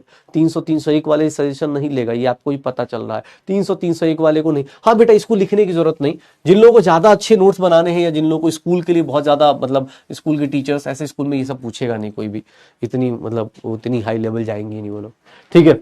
ये देखो sir, in this process system attains final state from the initial state with a measurable speed. यहां स्पीड से चल रहा है, बताइए, देयर इज नो इक्विलिब्रियम, कोई पीछे की तरफ नहीं आ रहा। यहां सर एक ही डायरेक्शन में चल रहे हैं, जैसे हमारी जिंदगी हो गई है। यहां driving force is almost equals to small step में चल रहा है ड्राइविंग फोर्स। यहां ड्राइविंग फोर्स देखोगे तो क्या चलेगा सर, इसमें ड्राइविंग फोर्स बहुत ज्यादा होगा, डेफिनेट ड्राइविंग फोर्स। इंग्लिश देख रहे हो कितनी बड़ी बड़ी इंग्लिश की बातें चल रही हैं, इतना डिफिकल्ट मैंने नहीं पढ़ाया, ठीक है, इतना डिफिकल्ट मैंने नहीं पढ़ाया भाई। ये देख लो, वर्क डन, ये याद रखना, जब भी तुमसे वर्क डन बोल रहा है तो work done by the system होता है। अगर तुमसे कोई बोल रहा है सर वर्क डन, तो मतलब work done by the system. ये देख लो, work done by the system is greater than irreversible process. Work done by the system expansion की बात करता है, हमेशा work done by the system होता है। Work done by the system किसके, by the system in irreversible क्या होगा, कम हो जाएगा। A reversible process can be brought back to initial state without changing, लेकिन इसको रिवर्स नहीं कर सकते। कितना डिफिकल्ट इंग्लिश है ना यार, इट्स वेरी डिफिकल्ट यार। अब चलो, अब मैं बहुत हाई फाई पढ़ाऊंगा, ये बहुत हाई फाई हो गया, इतना हाई फाई इंग्लिश मैंने पूरे दिन भर में इतनी इंग्लिश नहीं लिखी जितना इस 2 स्लाइड में इंग्लिश आ गई। और इस 2 स्लाइड का मीनिंग देखो, अब इसको बोलते हैं, ये होता है हम लोगों की जिंदगी, ये होती है हम लोगों की जिंदगी, ठीक है, ये होती है हम लोगों की जिंदगी। और ये होती है भाई साहब, ये देखिए, ये है इंग्लिश में जिंदगी। ये है अपने पास स्पैमर बोलता है सर इंग्लिश में लिखवाओ, फिर बोलेगा सर समझ नहीं आया। अरे भाई समझने से मतलब है, इतनी बड़ी बड़ी इंग्लिश, ऑब्वियस है, ऑब्जेक्टिव क्वेश्चन करना है, ऑप्शन देखो, सेलेक्ट करो, आंसर निकाल लो। ये इन 2 लोगों के लिए डाल दिया गया है, आपकी मर्जी, ठीक है। अब मैं बहुत डिफिकल्ट, ये देखो कितना डिफिकल्ट चीज चल रही है। Thermodynamics is a very difficult chapter, तुम लोग हंसना मत, पहले बता रहा हूं। ऐसे कोई बोलेगा थर्मोडायनेमिक्स इज वेरी डिफिकल्ट, अभी मैं डिफिकल्ट बना दूंगा, अभी देखना मैं डिफिकल्ट बनाता हूं। तुम लोग ऐसे कैसे, कितना डिफिकल्ट है ना। इतना हार्ड कॉन्सेप्ट तुमने नहीं पढ़ा था, आज उसी हार्ड कॉन्सेप्ट के ऊपर चल रहे हैं। 8 प्रोसेस पढ़ा दिए मैंने, 8 प्रोसेस पढ़ा दिए, और 8 प्रोसेस के अलग अलग मजे आए, अलग अलग तरीके से आए, ठीक है। अब उस डिफिकल्ट प्रोसेस में से एक चीज मैंने, देखो आज तक तुमने नाम नहीं सुना होगा, उस प्रोसेस को मैं याद करने जा रहा हूं, एक नई चीज बताने जा रहा हूं। मेरे टाइप्स ऑफ थर्मोडायनेमिक प्रोसेस हो चुके हैं, अब एक नई चीज क्या बताने वाला हूं, that is known as enthalpy. Enthalpy के बारे में बात करने वाला हूं। एच क्या है, इंथैल्पी है। इंथैल्पी क्या होती है, अगर मैं एच की बात कर रहा हूं, इंथैल्पी की बात कर रहा हूं, इंथैल्पी शायद काफी डिफिकल्ट है। इसको क्या बोलते हैं, हीट ऑफ सिस्टम। देखना कितना डिफिकल्ट बेटा, ये तुमने सुना ही नहीं था ना अभी इससे पहले। Heat of the system eight constant pressure को ही क्या बोल देते हैं, heat at the system eight constant pressure को ही क्या बोल देते हैं, इंथैल्पी। ये तुमने सुना ही नहीं होगा, पहली बार सुना होगा। हाँ ये देख लो इंथैल्पी। सर इंथैल्पी क्या है? एक स्टेट फंक्शन है। इंथैल्पी क्या है? एक स्टेट फंक्शन है। स्टेट फंक्शन है, इसका मतलब कि सर इंथैल्पी अपने पास स्टेट फंक्शन कर पाथ पे डिपेंड नहीं करेगी। इंथैल्पी क्या होती है? एक्सटेंसिव प्रॉपर्टी होती है, मतलब इसको ऐड कर सकते हैं, सबट्रैक्ट कर सकते हैं, एक्सटेंसिव प्रॉपर्टी होती है इंथैल्पी अपने पास। इंथैल्पी, अरे अभी आज ही शुरुआत में ही बताया था। इंथैल्पी जो होती है, इंथैल्पी को मैथमेटिकल फॉर्मूला अगर बात करें, इंथैल्पी की मैथमेटिकली बात करें तो मैथमेटिकली जो होता है enthalpy is nothing, U plus PV होता है। U प्लस पीवी होता है, U plus PV. Mathematically enthalpy is nothing, U plus PV. Sir H की एग्जैक्ट वैल्यू निकाल सकते हो? जल्दी बताना। H की एग्जैक्ट वैल्यू निकाल सकते हो? H की एग्जैक्ट वैल्यू निकाल सकते हो क्या? U लिखा है शायद, देख लेना। H की एग्जैक्ट वैल्यू आएगी क्या? सोच समझ के बताना। H की एग्जैक्ट वैल्यू निकाल सकते हैं क्या? निकाल पाएंगे या नहीं निकाल पाएंगे? क्योंकि U की एग्जैक्ट वैल्यू नहीं आ पाएगी ना सर। U की एग्जैक्ट वैल्यू नहीं आ पाएगी। U की एग्जैक्ट वैल्यू नहीं आ पाएगी। क्यों? क्योंकि H की एग्जैक्ट वैल्यू कब आएगी? जब U प्लस पीवी ना U की वैल्यू तो आए। U की एग्जैक्ट वैल्यू नहीं आएगी तो H की भी एग्जैक्ट वैल्यू नहीं आएगी। तो हमने सीख रखा है जब एग्जैक्ट वैल्यू नहीं आए तो सर डिफरेंशिएशन कर दो, डेल्टा डेल्टा H तो निकाल ही सकते हैं ना सर। ये देख लीजिए, ये तो निकाल ही सकते हैं, डेल्टा तो लगा ही सकते हैं, डिफरेंशिएट तो कर ही सकते हैं। डिफरेंशिएट करना तो हमें आता है, डिफरेंशिएट कर दिया मैंने। सर एक बात बताइए, अगर डिफरेंशिएट करने जाऊंगा तो यहां से एक बात बताइए, डेल्टा एच का एक फॉर्मूला निकालना चाहता हूं। Delta H is nothing, delta U plus delta PV का मतलब क्या होता है? P2V2, change in pressure into volume, P1V1, यही लिखेंगे शायद। डेल्टा पीवी का मतलब क्या हो गया? डेल्टा पीवी का मतलब क्या हो गया? प्रेशर इनटू वॉल्यूम का जो चेंज आ रहा है, प्रेशर इनटू वॉल्यूम का जो चेंज आ रहा है उसको यही लिख सकते हैं ना कि sir final pressure into volume minus initial pressure into volume हो जाए। एक बोल रहा सर मैंने पहले 3 लेक्चर नहीं देखे हैं। बेटा अभी तक क्या कर रहे थे? अब तो टाइम इसका, ये चौथा लेक्चर का भी टाइम चला गया। बेटा ऐसे स्टंट ना करें। अगली क्लास में मैं एक डिस्क्लेमर चला दूंगा कि 5वां लेक्चर देखने से पहले, बेटा अब तू ये तो उड़ जाएगा, फिर तो तू कहाँ है अभी तक? तुझे तो यही नहीं पता चलेगा ये अल्फाबेट क्यों लिख रहे हैं। पता चला सोचेगा सर आज मैं क्लास में गया था, वहां पे इंग्लिश पढ़ा रहे थे, सर बोल रहे थे कि इंग्लिश में U प्लस पीवी को H बोलते हैं, जबकि मैंने ABCD में पढ़ा था, ABCD में ये ऐसे मत सोच भाई, उड़ जाएगा तू। अगर तू 5वें लेक्चर में, आज चौथा लेक्चर में पहुंच गया तू, भाई सच बता रहा हूँ, बुरा लगे या अच्छा लगे, मैं कोई दोस्त हो कल के लेक्चर में, भाई प्लीज मत आ जाना, नहीं तो उड़ जाओगे। पता चला ये सर ट्रायंगल काट दिया किसी ने, बोले सर ट्रायंगल काट दो, हटाओ सबको। भाई डिफरेंशिएट कर रहे हैं, डेल्टा मतलब डिफरेंशिएट करना होता है। हाँ देख लेना, ऐसा नहीं कि हाँ ये देखो डेल्टा एच की बात कर रहा हूं, डेल्टा यू। अब देखो एक चीज और होती है, सब लोग डिफरेंशिएशन पढ़ते हैं तो एक चीज और पढ़ते हैं कि सर ऐसा भी तो कर सकता हूं ना। डिफरेंशिएशन का एक रूल ये भी तो होता है, डिफरेंशिएशन का एक रूल तो ये भी होता है ना कि सर अगर x इंटू वाई का डिफरेंशिएशन कर रहे हैं तो x इंटू डेल्टा वाई और y इंटू डेल्टा वी करते हैं। नॉर्मली हम लोग देखेंगे as pressure is constant, generally हम लोग क्या मानते हैं, इन जनरल लिख देता हूं, इन जनरल हम लोग क्या मान के चलते हैं, इन जनरल प्रेशर जो होगा वो क्या रहेगा? कांस्टेंट रहेगा। प्रेशर जो होगा वो क्या रहेगा? कांस्टेंट रहेगा। प्रेशर कांस्टेंट है मतलब डेल्टा पी क्या हो गया? 0। और देखिएगा डेल्टा एच की वैल्यू फाइनली जो आपने थोड़ी देर पहले किस प्रोसेस में पढ़ा था, बस मुझे बात करके बता दो। डेल्टा एच का वैल्यू क्या होता है? Delta U plus P delta we, या फिर डेल्टा एच की वैल्यू मैंने आपको कुछ देर पहले ही बताई थी, ये वैल्यूज मैंने याद कराई थी। किस प्रोसेस में था बता दो, किस प्रोसेस में था बता दो, किस प्रोसेस में था बता दो। हाँ भाई, हाँ क्या होगा इस प्रोसेस में? याद है? वेरी गुड, क्या बात है, आइसोबारिक प्रोसेस बताया था। इनथैल्पी देख लो, हीट एट कांस्टेंट। अब ये भूल गए कि है याद? अभी भाई प्लीज यार आज जाके लिख लेना यार, नहीं तो कल की क्लास में आओगे बोलोगे सर क्या चल रहा है ये, कभी कोई जीरो कभी कुछ हो रहा है। ट्रायंगल काट दो सर, समोसे वो काट देगा। ठीक है, आइसोबारिक जो भाई जो भी प्लीज भाई, तो भी थोड़ा सा कमजोर अपने आप को फील कर रहा हो या लग रहा हो कि बहुत सारी चीजें, प्लीज बेटा आज घर पे जाके सबको लिखिएगा, क्योंकि आपको ही पता चले। अब डेल्टा पीवी, सर डेल्टा अगर कहीं लिखा हुआ है m इंटू वी तो इसका मतलब क्या हो गया? M2V2 माइनस M1V1, ऐसे करके लिख सकते हैं। ठीक है, और नहीं तो बात मान लीजिएगा, फिजिक्स छोड़ दीजिए, कम से कम केमिस्ट्री में ही उठा के पटक लीजिए, हो जाएगा सर। बहुत हार्ड है ना यार, कितना हार्ड हार्ड चीजें पढ़ रहे हैं। बताओ, हीट एट कांस्टेंट प्रेशर को बोलते हैं, स्टेट फंक्शन है, एक्सटेंसिव प्रॉपर्टी है, H is equals to U plus PV है। अब बोल रहे हैं कि सर बाकी सब ठीक है, लेकिन ये सब कैसे हो जा रहा है? हाँ, कैसे होगा? हाँ, समोसा समोसे को काट देगा सर। ठीक है, चलो देखो। अच्छा, अब मैं बहुत डिफिकल्ट पढ़ाने वाला हूं, ध्यान से सुनना। क्यों? क्योंकि इसके पीछे का रीजन पता चलेगा। इतना डिफिकल्ट तुमने नहीं पढ़ा होगा अभी, देखना आज की क्लास अपने पास फिनिश करेंगे, ये देखना। इतना डिफिकल्ट है, इतना डिफिकल्ट, ये देखिएगा, थोड़ा ध्यान से देखिएगा। फॉर आइडियल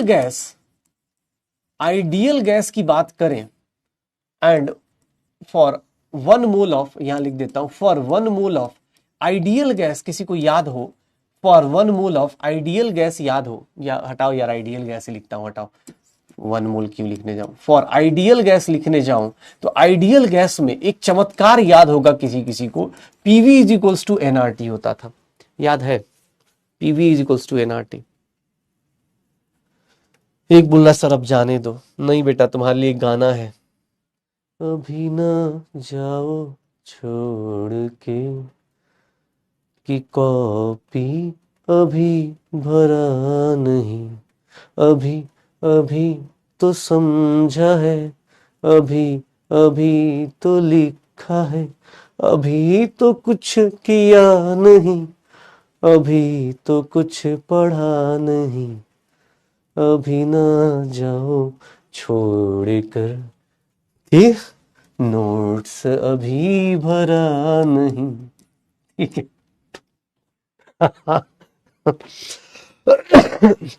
हाँ, देख रहे हो, गले की आवाज सही है ना? ठीक है, बहुत बढ़िया, बहुत सही। तो भाई, जो छुट्टी छुट्टी बोल रहे थे, चलो देखना, अब देखो चमत्कार, ये चमत्कार याद है, PV is equals to NRT. अब मैंने एक लॉ पढ़ाया था जिसको बोलते हैं एवोगाड्रोस लॉ, एक लॉ पढ़ाया था जहां पे मैंने बताया था कि volume is directly proportional to number of moles. Avogadro's law बताया गया था कि sir V is directly proportional to number of moles. अगर मैं ऐसा बोल दूं, किसी को कोई दिक्कत, सर वॉल्यूम के अंदर जो चेंज आएगा वो सबसे ज्यादा किसके अंदर आएगा? आयन के अंदर। कोई बोले सर टेम्परेचर का क्यों नहीं कर रहे? बेटा, टेम्परेचर का केल्विन में बहुत छोटा फ्लक्चुएट करता है, टेम्परेचर का केल्विन के साथ बहुत छोटा फ्लक्चुएट करता है। वॉल्यूम जो होता है ना, बहुत तेजी से फ्लक्चुएट करता है। क्यों? क्योंकि सर 1 मोल का वॉल्यूम देखोगे सर कितना होगा, 22.4 लीटर, लेकिन अगर वही 2 मोल कर दिया, मोल थोड़ा सा बढ़ाया, इसकी वैल्यू कितनी हो गई? डबल हो गई, 44.8 लीटर हो गई। तो वॉल्यूम का जो चेंज होता है सबसे ज्यादा किसके लिए होता है? Delta NRT. ठीक है, और ये किसके लिए है? जी मतलब गैसियस के लिए लिख देता हूं। ये देख लीजिए सर, एक चीज लिख रहा हूं, ये चमत्कार देखिएगा, आई होप सो ये सर ना घूमना शुरू हुआ हो। डेल्टा एच की value delta U plus delta N G R T लिख सकता हूं, डेल्टा एच की value delta U plus delta N G R T लिख सकता हूं, डेल्टा एच। एक बोला सर सही से गाना गाया करो, नहीं बेटा, वो सिलेबस का पार्ट थोड़ा ना, वो तो मैंने उसके लिए गाया। ठीक है, अरे ऐसा थोड़े ना होता है, मेरे सिलेबस में भाई गाना नहीं आता। ठीक है, हाँ, कल टीचर्स डे मिलेंगे, कल देखते हैं, कल वीडियो कॉल करूंगा, टेंशन मत ले, कल करूंगा कॉल।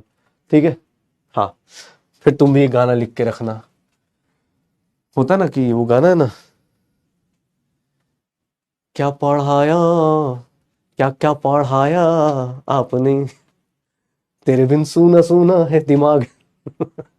चलो, डेल्टा एच इक्वल टू, अरे यार गला बहुत बैठा हुआ है लेकिन फिर भी चलते हैं। ये देखना, ये देखो, delta H equal to delta N G R T, where where delta N G is nothing, देखना ध्यान से, number of gaseous moles of, अगर मैं तुमसे बोल दूं तो gaseous moles of, delta N G मतलब चेंज, प्रोडक्ट माइनस रिएक्टेंट, मतलब अगर कोई रिएक्शन दिया हुआ है, प्रोडक्ट माइनस क्या हो जाएगा? रिएक्टेंट।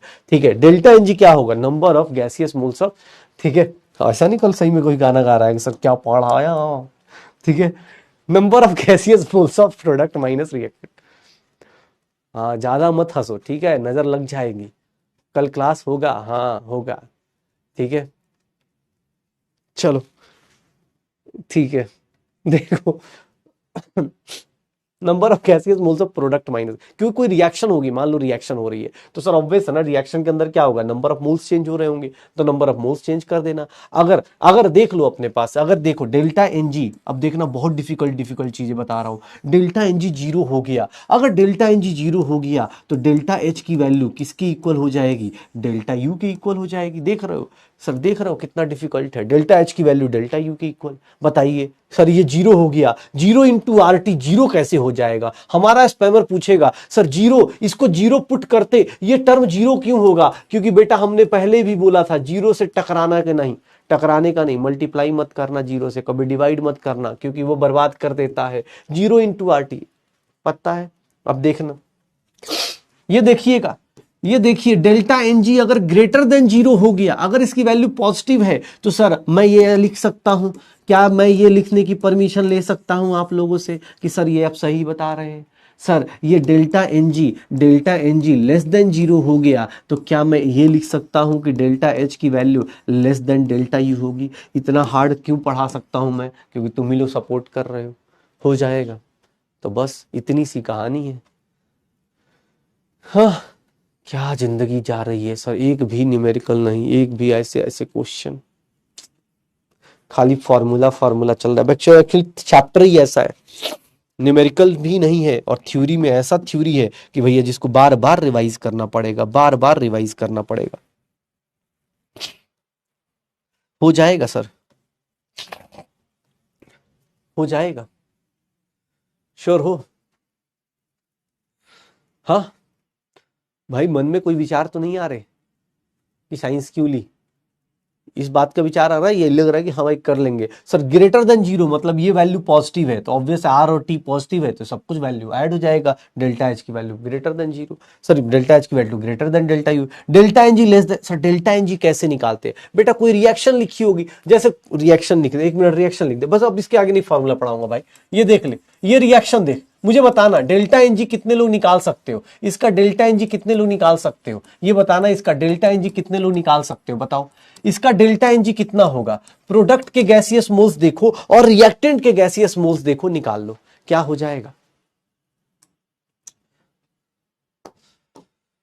क्या होगा। प्रोडक्ट में कितने गैसियस मोल्स है, इसका एक है, इसका एक है तो प्रोडक्ट में कितने हो गए, दो, और इसका कितना है, एक है तो इसका कितना हो गया, 2 माइनस 1 1 हो गया। तो सर इस केस में delta H greater than zero आ रहा है, डेल्टा एन जी, इसका मतलब delta H greater than delta U, delta H greater than delta U. कितना डिफिकल्ट है ना भाई, डेल्टा एच डेल्टा, ये देखो अब देखना ध्यान से भाई साहब, इतने डिफिकल्ट कॉन्सेप्ट को आप कैसे झेलोगे मुझे भी डाउट लग रहा है, लेकिन देखिए तो सही, इतना डिफिकल्ट, इसमें डेल्टा एनजी बताइए, इसमें डेल्टा एनजी बताइए, डेल्टा एनजी कितना होगा।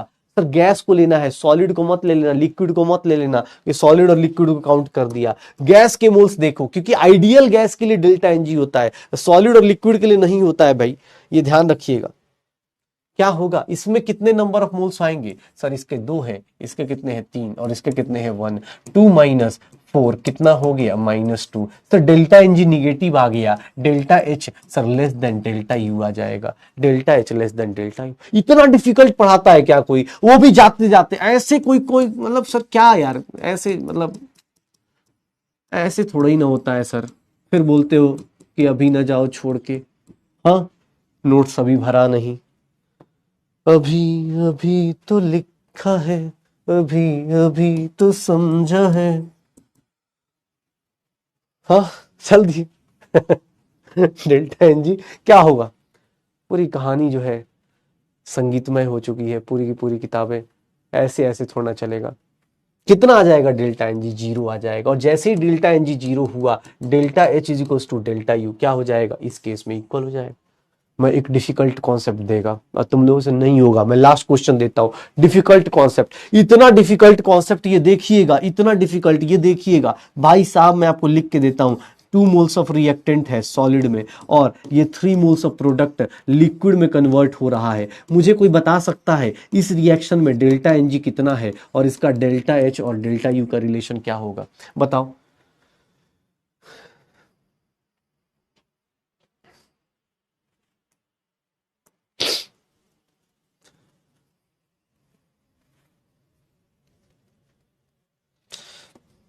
क्या होगा,